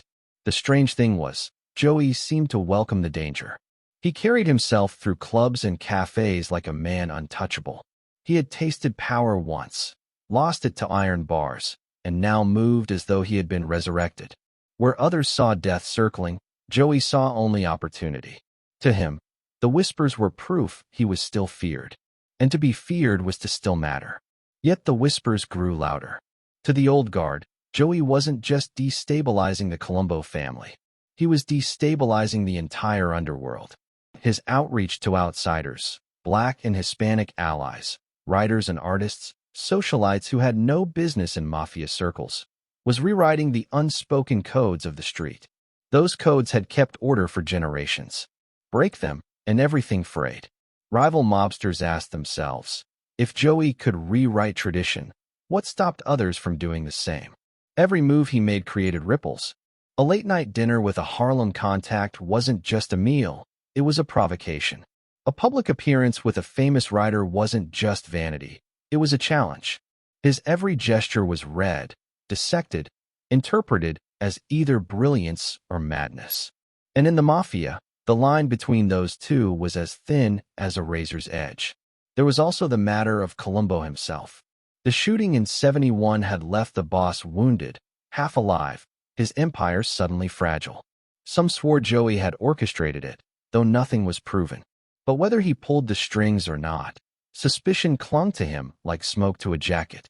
Colombo's loyalists wanted payback, and Joey was the most obvious target. To them, it wasn't just about survival. It was about revenge. The streets carried the tension like static before a storm. Ordinary men could feel it when they walked into bars, when they passed corners where soldiers stood just a little too still. You didn't need to be inside the mafia to know something was brewing. Brooklyn seemed to hold its breath, waiting for the crack of gunfire to break the silence again. And Joey, ever the showman, leaned into the spotlight instead of stepping back from it. He dressed sharper, smiled wider, shook hands with more people who had no business being near a gangster. To some, he looked like a man taunting death. To others, he looked like a man too confident to realize death was already closing in. There were men in the underworld who respected Joey's fearlessness, even admired it in secret. But admiration doesn't stop bullets. Respect doesn't erase grudges. The mafia was a world where yesterday's ally could become tomorrow's executioner. And Joey had stacked his deck with both admiration and grudges in equal measure. Every move he made brought him closer to a line no one dared cross. But Joey had always been different. Where most men slowed at the edge, he accelerated. It was part of his charm, part of his madness.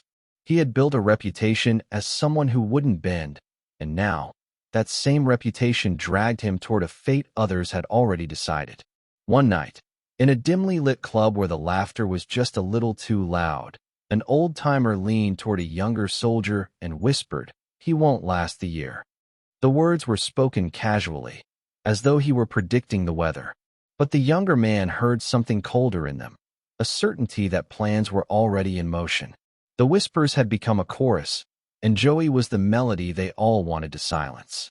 But Joey, true to form, walked through it all with that same Brooklyn smile, as if daring the world to try him. And somewhere, in the shadows, men were already deciding when and where to answer that dare. The night would come. The question was not if, but how. The night carried with it a sense of irony, the kind of irony that only life on the streets seemed capable of producing. It was April 7th, 1972, and Joey Gallo was turning 43. The rebel from Brooklyn, the man who had walked out of prison with a smile and a swagger, was alive, free, and surrounded by laughter. The clinking of glasses and the sound of friends toasting filled the air. To anyone watching, it looked like the story of a man who had beaten the odds. Yet just outside the circle of light, in the shadows where whispers always thrived, death had already been written into the script. Birthdays are strange markers in a life like Joey's. For most, they are milestones of family and aging. But for gangsters, each one is another year stolen from fate. 43 was no small thing in his world. Men with his reputation, his history, rarely lasted that long. And Joey knew it. He had laughed off the odds before, grinning as if daring them to do their worst. Tonight, he carried that same grin. The rebel with the Brooklyn smile was once again on stage, and the audience, family, friends, admirers, hung on his every gesture. The restaurant was buzzing with warmth, heavy with the smell of food and wine. The walls seemed to hold in the laughter like a cocoon, muffling the city's harsher sounds. Joey was in his element. He wore his charm like armor, telling stories that made even hardened men lean in, captivated. He wasn't simply a gangster tonight. He was a star, the center of a show only he could perform. To the people around him, Joey seemed untouchable, a man reborn from prison, celebrated now by artists, actors, and dreamers. But the underworld doesn't forgive charm. It doesn't forgive defiance. It doesn't forgive men who refuse to bend. Joey's presence in that restaurant wasn't just a birthday celebration. It was a challenge, a reminder to his enemies that he was still here, still smiling, still refusing to disappear quietly into history. And for that, the underworld had prepared its own kind of present. Unseen by those laughing with him, a hit squad was already in motion. Somewhere nearby, in the cool April night, men checked weapons, adjusted coats, and steadied their nerves. These weren't men who cared about laughter or birthday candles. They cared only about orders, about settling scores written long before Joey's birthday cake was cut. To them, this wasn't a party. It was an ambush waiting to unfold. Inside, Joey leaned back in his chair, the glow of wine softening the sharpness in his eyes. He spoke of the past like it was a story already finished, the kind of tale that belonged to another lifetime. His friends chuckled at his jokes, but some of them, perhaps, noticed the edge behind the laughter.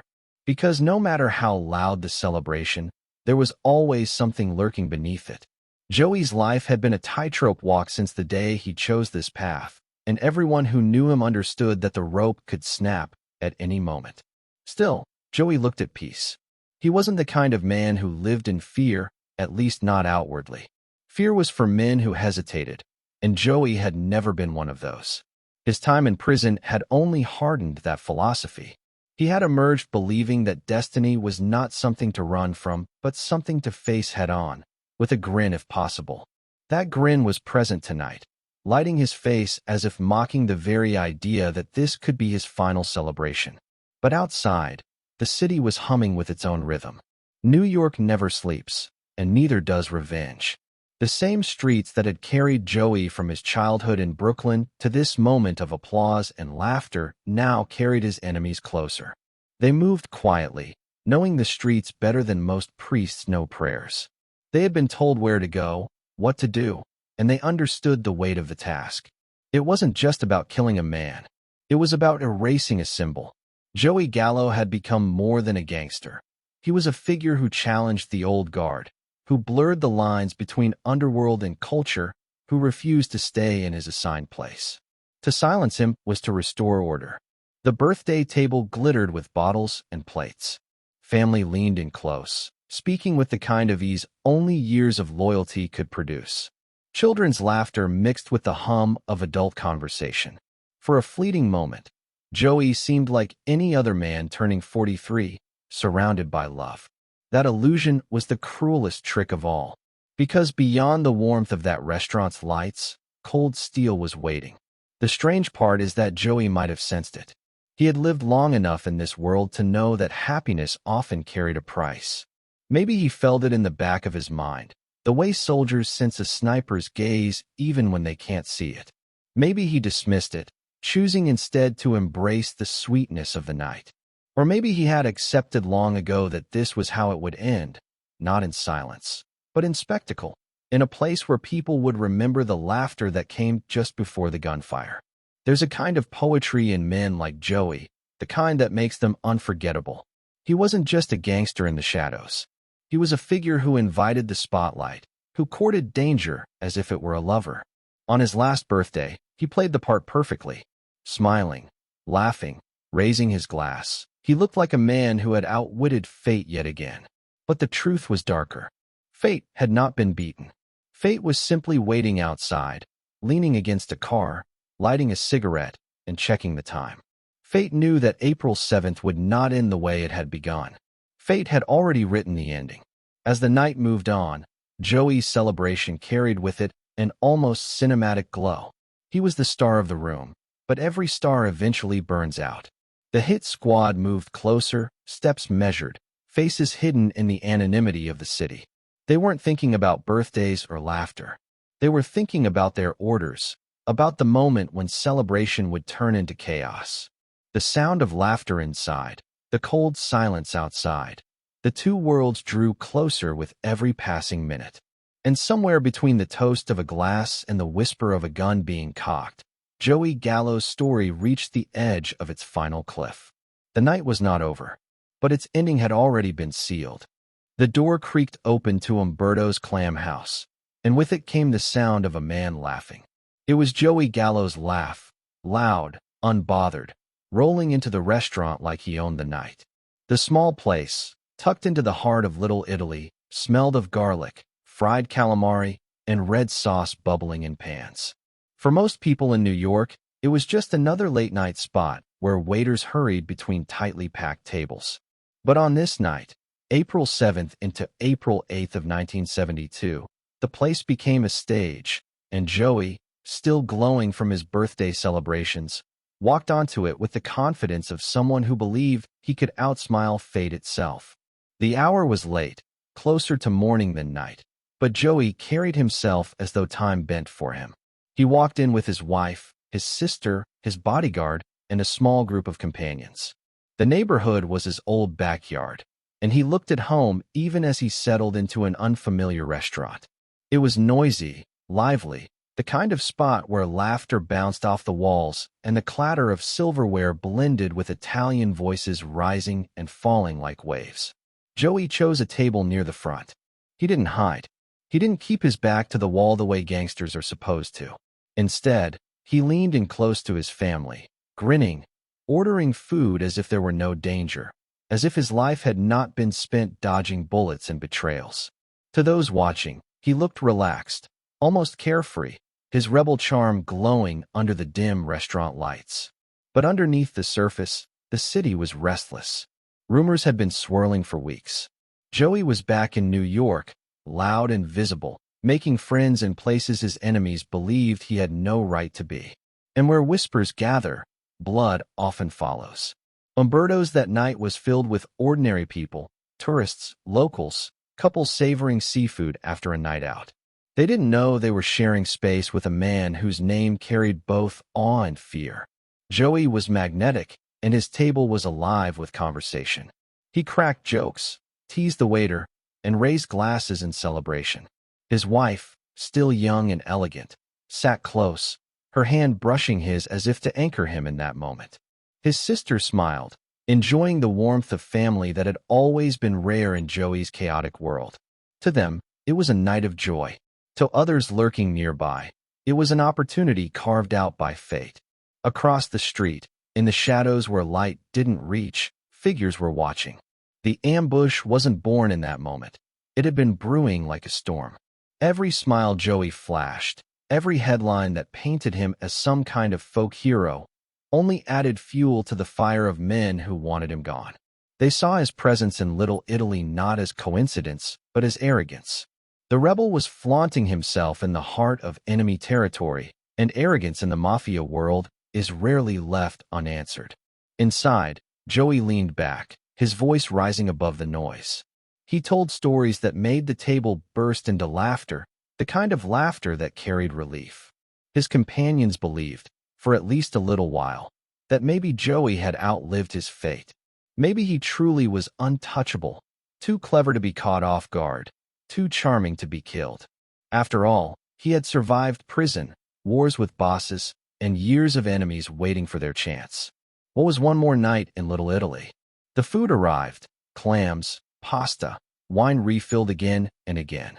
Joey dug in with the appetite of a man who lived fully, as though every bite, every sip, was to be savored like it could be his last. Around him, the conversation swirled, the room a picture of warmth and noise. It could have been any family dinner, and that was the cruel beauty of it. Tragedy doesn't arrive with warning. It slips in quietly, letting you believe everything is safe before it rips the floor out from beneath your feet. At another table, some diners glanced curiously at Joey, whispering his name under their breath. He had become more than a gangster. He was a celebrity of sorts, someone who had shared drinks with writers and rubbed shoulders with Hollywood faces. People wanted to see him, to catch a glimpse of the man who lived like a movie character. To them, his presence at Umberto's was exciting. To his enemies, it was a taunt. The hitman knew timing was everything. You don't just kill a man like Joey Gallo. You send a message while doing it. And what better place than a crowded restaurant in the middle of Little Italy? The streets outside buzzed with the usual weekend life. But just beneath it was the stillness of men ready to move. Guns hidden under coats, eyes scanning the street, nerves sharpened by years of violence. They weren't amateurs. They knew Joey was dangerous, unpredictable. But they also knew that when fate tilts, even the most dangerous man bleeds. Inside, Joey raised his glass again. He looked around the table, at his wife, at his sister, at his friends, and he laughed. Maybe deep down he felt it, that the night was balancing on a knife's edge. Or maybe he chose not to feel it, choosing instead to hold on to joy for as long as it lasted. Either way, the clock was ticking. The waiters moved between tables, balancing trays, unaware of the storm brewing just outside the door. Tourists chatted, oblivious to the fact that history was circling them like a predator in the dark. And Joey Gallo, rebel, outlaw, and unlikely celebrity, was finishing his meal with the same smile that had carried him through a lifetime of chaos. The front door of Umberto's would soon swing open again, and with it, laughter would turn to screams, glass to shards, celebration to chaos. For now, though, the night lingered in a strange calm. Joey's voice carried. His smile burned bright.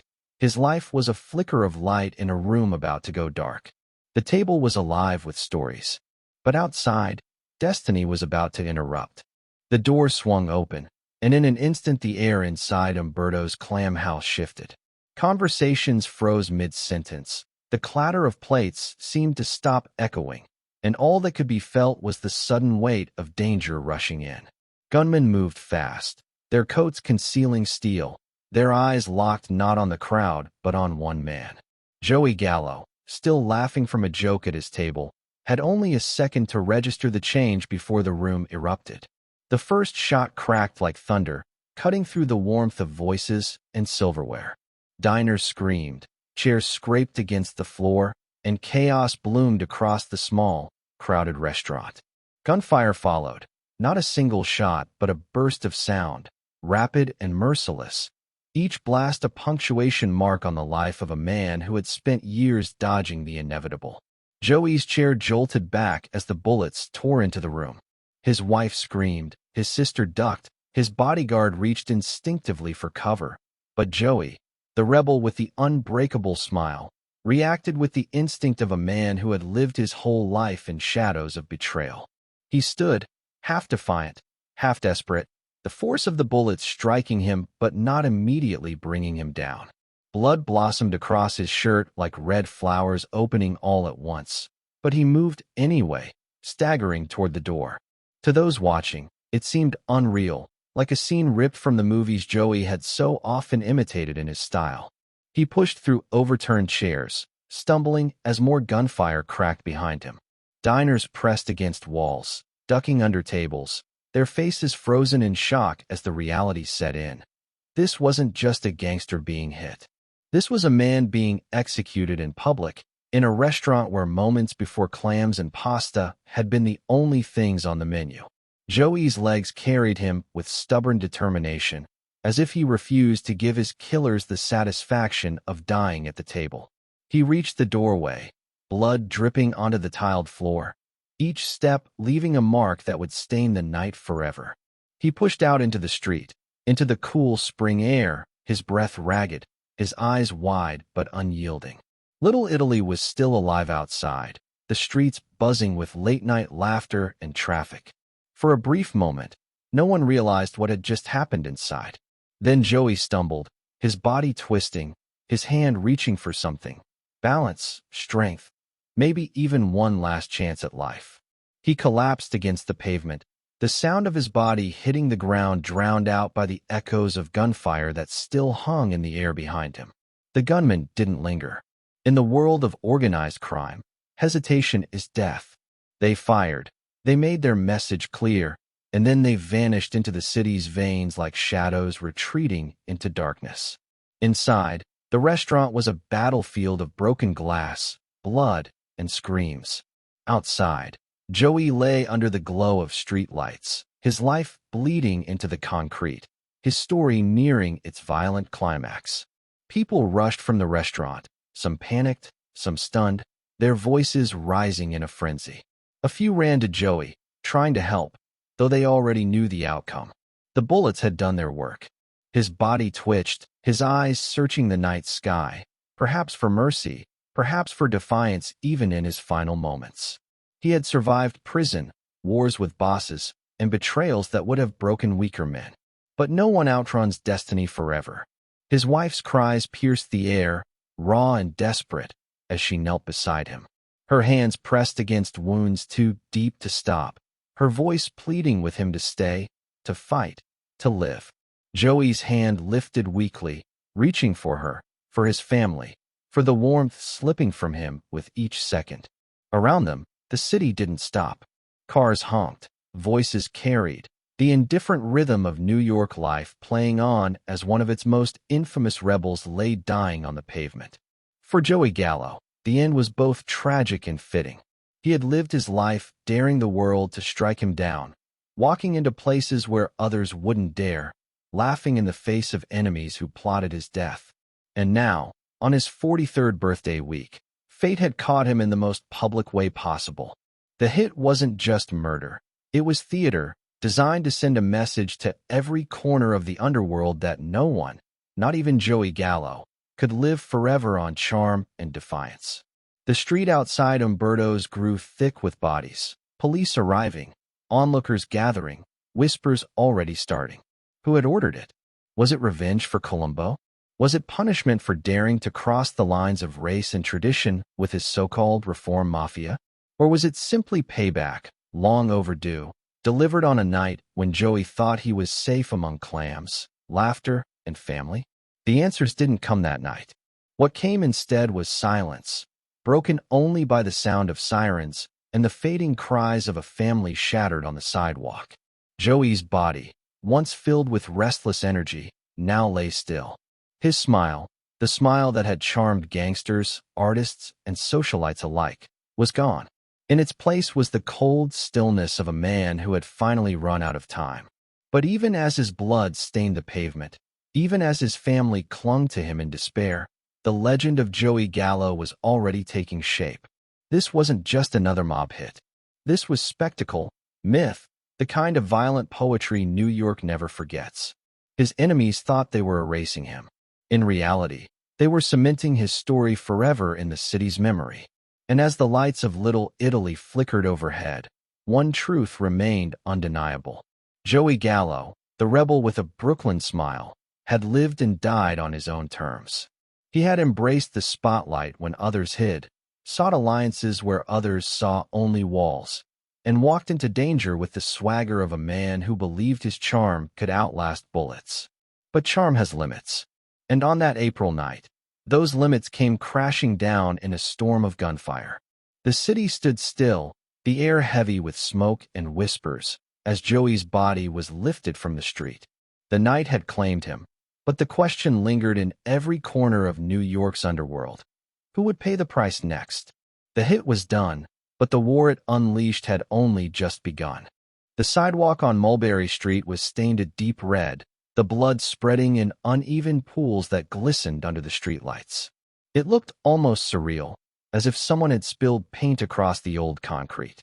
But this was no accident, no trick of the eye. This was the aftermath of a man's life being violently erased in front of his family and half the neighborhood. The smell of gunpowder still lingered in the air, mixing with the heavy scent of seafood drifting from the restaurant. Sirens wailed closer, louder, their piercing cry echoing through Little Italy, as if the city itself wanted the world to know that something unforgettable had just happened here. Joey Gallo's body had already been lifted from the street, wrapped, and carried away, but the image of him sprawled on the pavement burned into every witness's memory. Some swore they saw him grin even as he staggered outside, as though he were defying death until his last breath. Others said his eyes looked empty, surprised, like a man caught between disbelief and fate. Either way, what remained on that corner was more than blood. It was a message, one the Mafia had written in gunfire and left for the city to interpret. Within minutes, the sidewalks filled with people. Some had heard the shots and rushed over. Others came after word spread from block to block, carried in whispers and gasps that Crazy Joe had finally been hit. Men leaned out of apartment windows, craning their necks to see the flashing lights below. Women clutched their children tighter, pulling them away from the chaos while sneaking frightened glances back at the carnage. The mob loved its myths, but now the myth had a body, and it lay cold in the back of a police van. The press arrived fast, their cameras clicking, their notepads ready. Reporters shouted questions, shoving microphones at anyone who might have seen something.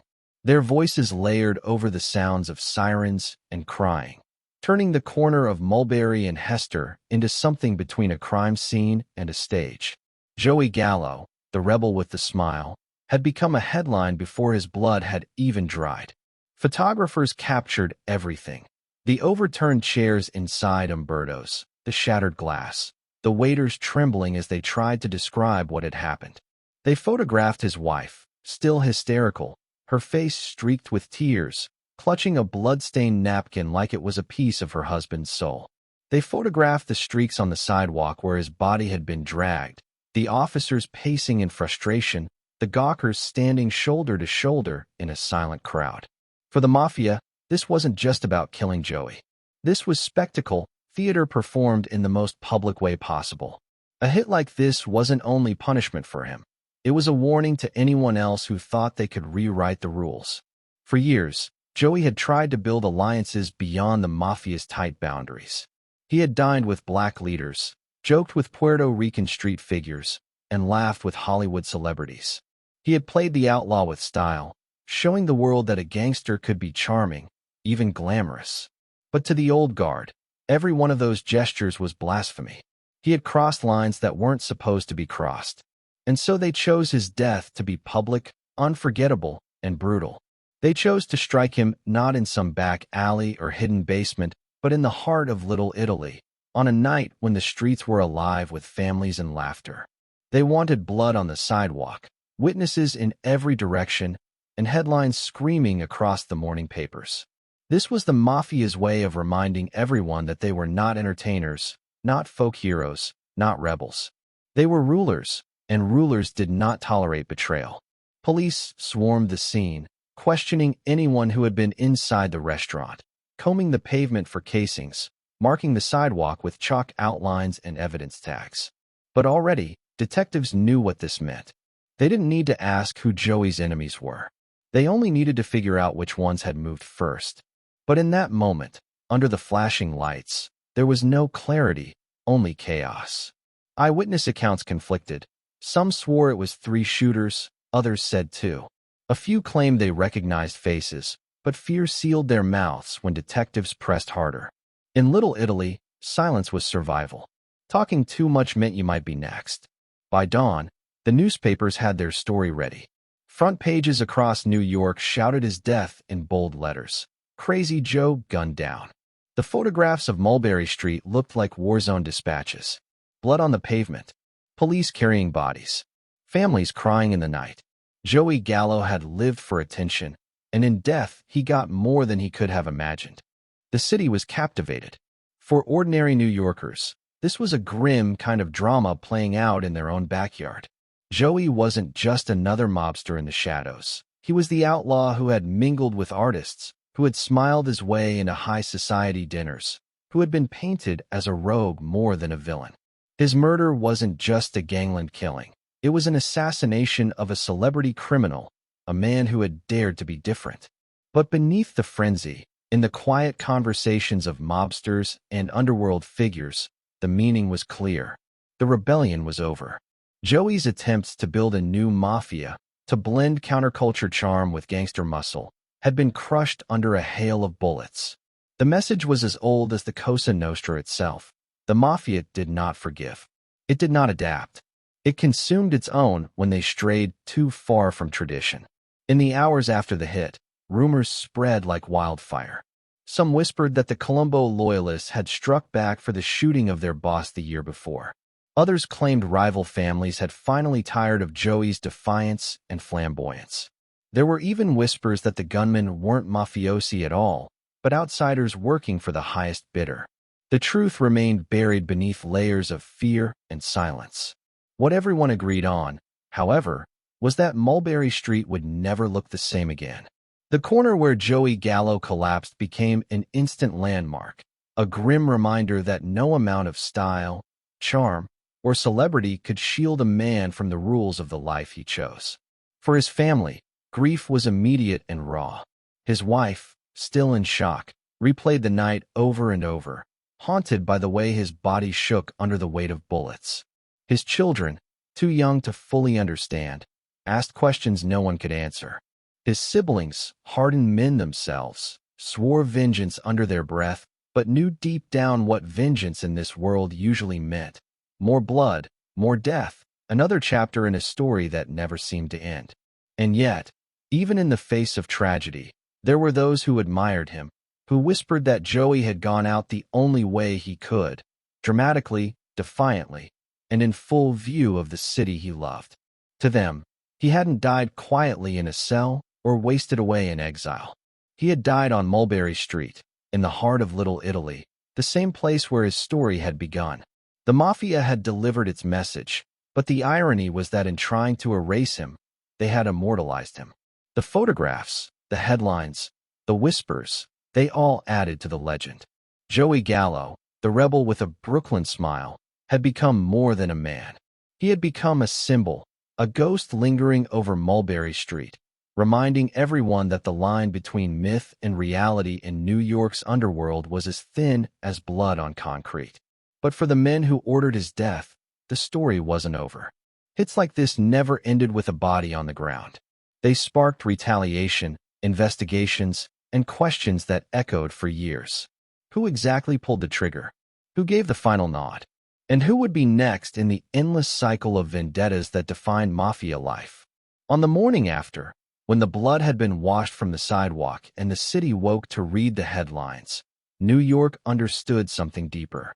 This wasn't just about Joey. This was about control, about the Mafia's grip on the city, about what happened when one man thought he could outsmart a system built on fear and loyalty. And as detectives pieced together scraps of evidence, as mobsters whispered in dark corners, and as families buried their dead, one truth hovered in the air like smoke from a gun. The rebel was gone, but the war he ignited was far from finished. The day of the funeral began gray, the kind of sky that seemed to press down on the city and make every sound echo a little louder. Brooklyn woke to whispers and murmurs carried across stoops and sidewalks. Joey Gallo was going into the ground. Death had taken him in the violent way everyone expected, but the pageantry of his send-off was different. It was less about grief and more about spectacle, about one final act in a play he had written for himself through charm, defiance, and blood. The undertakers worked carefully, dressing his body in the sharp suit he would have chosen, straightening his tie as though he were about to stroll into another nightclub rather than into the afterlife. The coffin gleamed under the dim light of the funeral home. His face, reconstructed with makeup and mortician's craft, looked peaceful in a way that clashed with the brutality of his last moments. Family gathered close, some collapsing into sobs, others standing stiff with rage burning in their eyes. The women wailed openly, clutching rosaries and crosses, while the men shifted uncomfortably, caught between grief and pride. For them, the funeral was not just mourning, it was a public declaration. Who stood by Joey? Who stayed away? In the world of the Mafia, attendance was not just respect, it was allegiance. Crowds spilled out onto the street.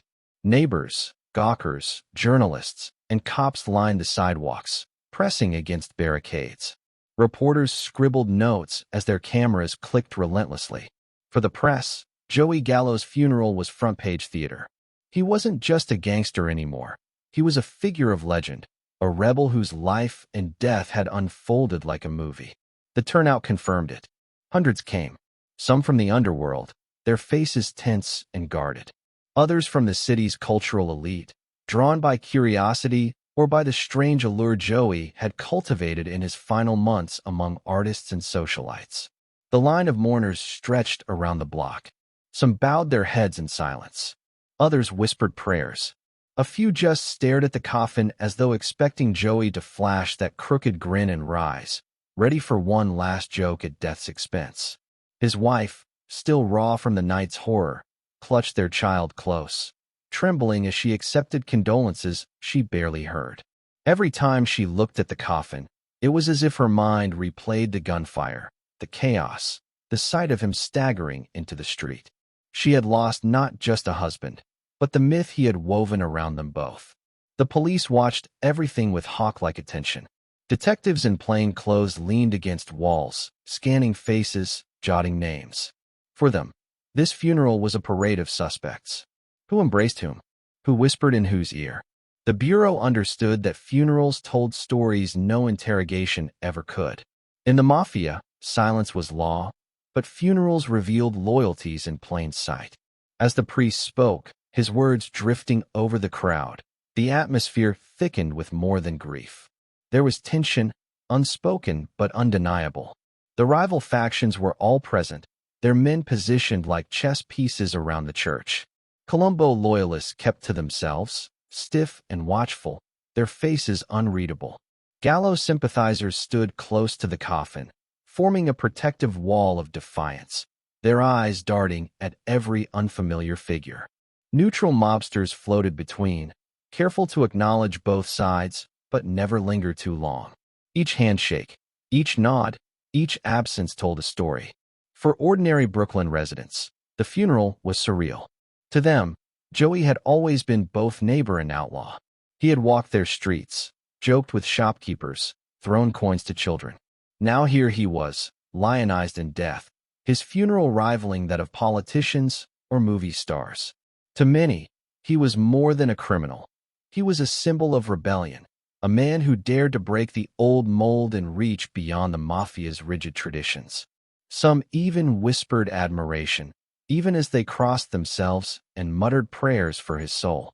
The casket was lifted and carried outside. The pallbearers moved in perfect rhythm, their faces solemn, the weight of both wood and memory pressing down on them. The crowd surged forward, some craning to touch the coffin as it passed, as though hoping some piece of Joey's defiance might rub off on them. The photographers scrambled for shots, their bulbs flashing like bursts of lightning. The image of that coffin, gleaming under the gray Brooklyn sky, would be printed in newspapers across the nation by morning.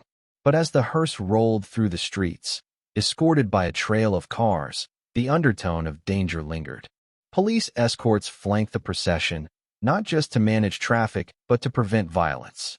There were whispers, even on this day, that revenge might strike again. Funerals had been bloodied before in mafia history, and no one ruled out the possibility now. The rivalries Joey had stirred didn't die with him.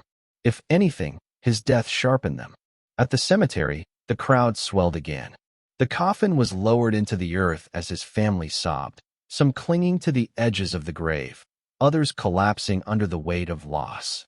The priest's voice trembled as he delivered the final rites, his words nearly drowned out by the muffled sobs of women and the shifting of restless men. The sound of dirt hitting the coffin lid was heavy, final, like a drumbeat marking the end of a performance. But for those in attendance, it was not the end. It was the beginning of fallout, of retribution, of the reshuffling of power that always followed a death like this. In the days that followed, Brooklyn carried his memory in whispers. Street corners buzzed with speculation. Who had ordered the hit? Who had fired the shots? Was it strictly a Colombo job, or had other families had their hand in it? Theories multiplied, each darker than the last. What no one doubted was that the old guard had struck back, crushing Joey's attempt to carve a new path. His reform mafia, his alliances across racial lines, his dinners with writers and artists, all of it had been erased with bullets in a restaurant. The mafia world adjusted quickly. Power abhors a vacuum, and Joey's absence left one wide open. Colombo loyalists, still reeling from their boss's paralysis, tightened their grip. Other families watched with interest, some relieved to see a destabilizing force removed, others quietly calculating how the balance might tip in their favor. Joey's allies, those few who had dared to dream with him, scattered into shadows, some swearing revenge, others swallowing their pride and bending back into the old ways. For the Gallo family itself, grief was complicated. His brothers wrestled with rage, their pride demanding retaliation, their survival instincts urging caution. To avenge Joey meant plunging into another war, one that might wipe out what remained of their crew. But to do nothing meant accepting humiliation, letting the world believe that Joey's rebellion had been crushed without consequence. They walked a tightrope between emotion and strategy, between blood and survival. The city moved on quickly, as cities always do. Headlines faded, new scandals emerged, but Joey's ghost lingered. His legend only grew in death.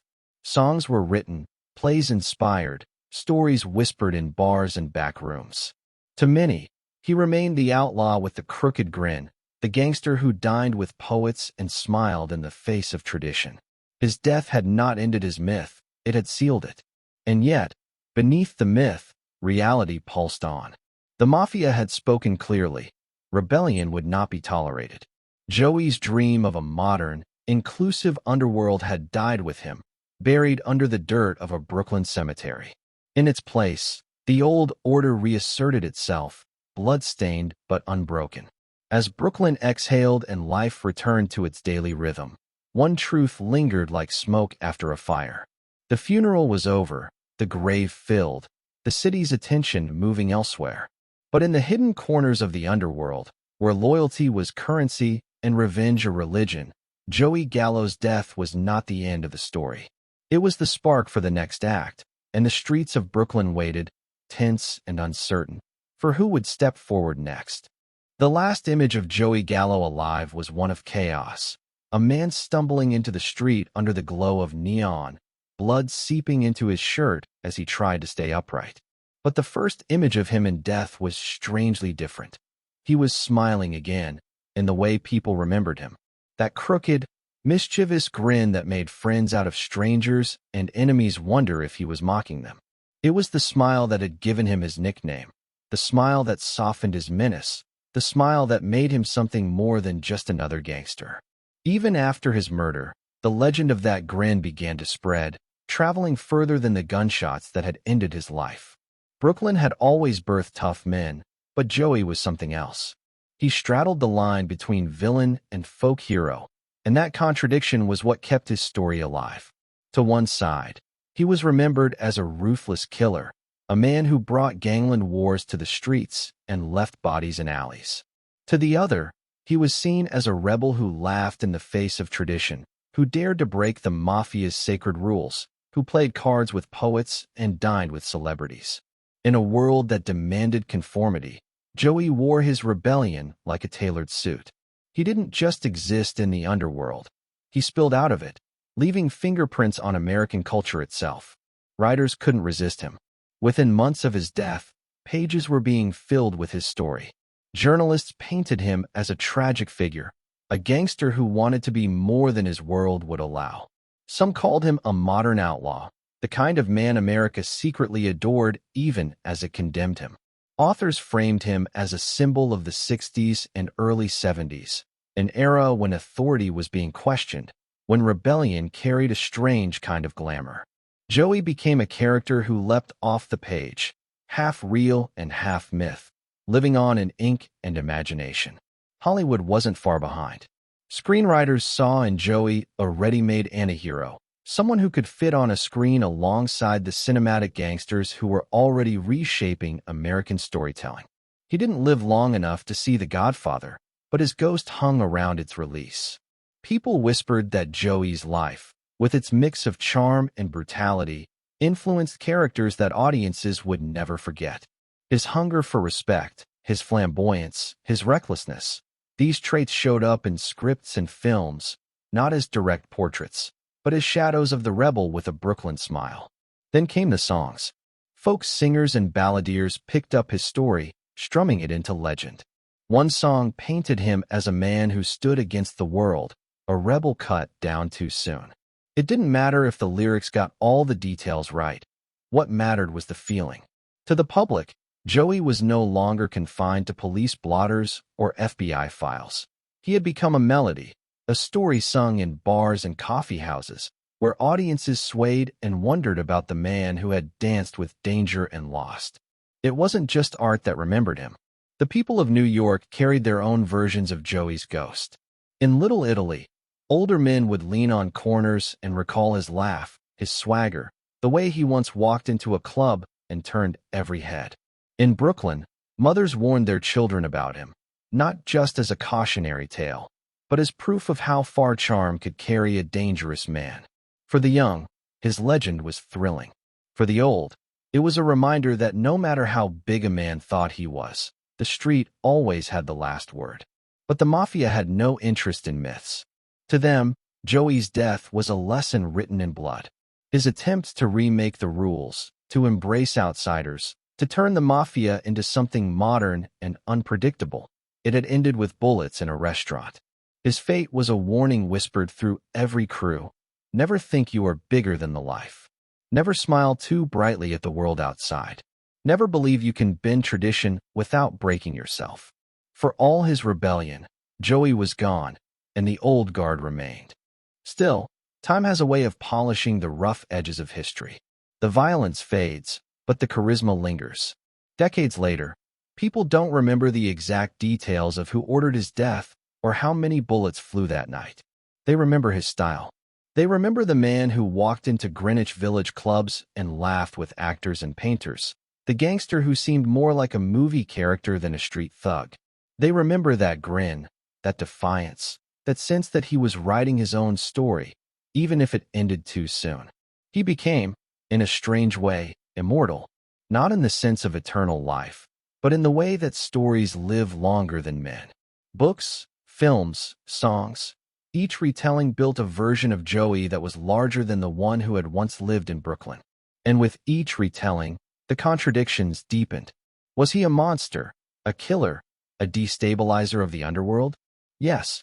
Was he also a charmer, a visionary, an outsider who dared to dream of something different? Also yes. That tension kept him alive in the public imagination, suspended between admiration and fear. His daughter grew up with fragments of his legend, piecing together the father she lost too soon through the stories others told. For her, the smile was more than a nickname. It was a memory, a shadow of warmth hidden beneath the violence. She carried him not as a gangster, but as a parent taken too quickly, another victim of a life that never let go. Her grief, private and raw, added another layer to the myth, reminding the world that behind every headline was a family shattered by bullets. Even his enemies couldn't erase him. Some of them, years later, spoke with a mix of disdain and grudging respect. They admitted he was unpredictable, dangerous in ways that frightened even hardened men. But they also acknowledged his charisma, the way he could pull people into his orbit. In the Mafia, where most men were shadows, Joey burned too brightly to be ignored. His flame consumed him, but it lit the streets long after he was gone. Standing at the edge of his grave, the city might have believed the story was over. But in truth, Joey Gallo never really died. He became a ghost in American culture, one that still lingers in every retelling of Mafia lore. His name appears alongside the titans of organized crime, but with a different weight. He is not remembered simply as a boss or a soldier. He is remembered as a rebel, a man who tried to turn the underworld inside out, who laughed with poets and sparred with killers, who smiled even as death hunted him. And that smile, crooked, mischievous, unforgettable, is what seals the legend. It wasn't just the grin of a gangster. It was the grin of a man who knew he was playing with fire and loved the heat. It was the grin of a man who, for better or worse, refused to bow to anyone's rules but his own. But behind every legend lies an unanswered question. Was Joey Gallo truly a revolutionary, or just another gangster who dressed up chaos as vision? Was he a cultural icon who bridged two worlds, or simply a man who burned too brightly and too fast? The truth may be somewhere in between. What is certain is that his life and death carved a place for him in history, not as a footnote, but as a story that refuses to fade. And so we leave him there, in Brooklyn, beneath the earth but above in memory, the rebel with a Brooklyn smile. His story ends in blood, but his legend endures in ink, in film, in song. Like all rebels, he left the world torn between fascination and fear, admiration and condemnation. But in that tension lies immortality. Because long after the gunfire faded and the sidewalk was washed clean, Joey Gallo's grin still lingers, daring us to decide. Was he a villain, a hero, or something in between? The answer, like his smile, may never fully disappear.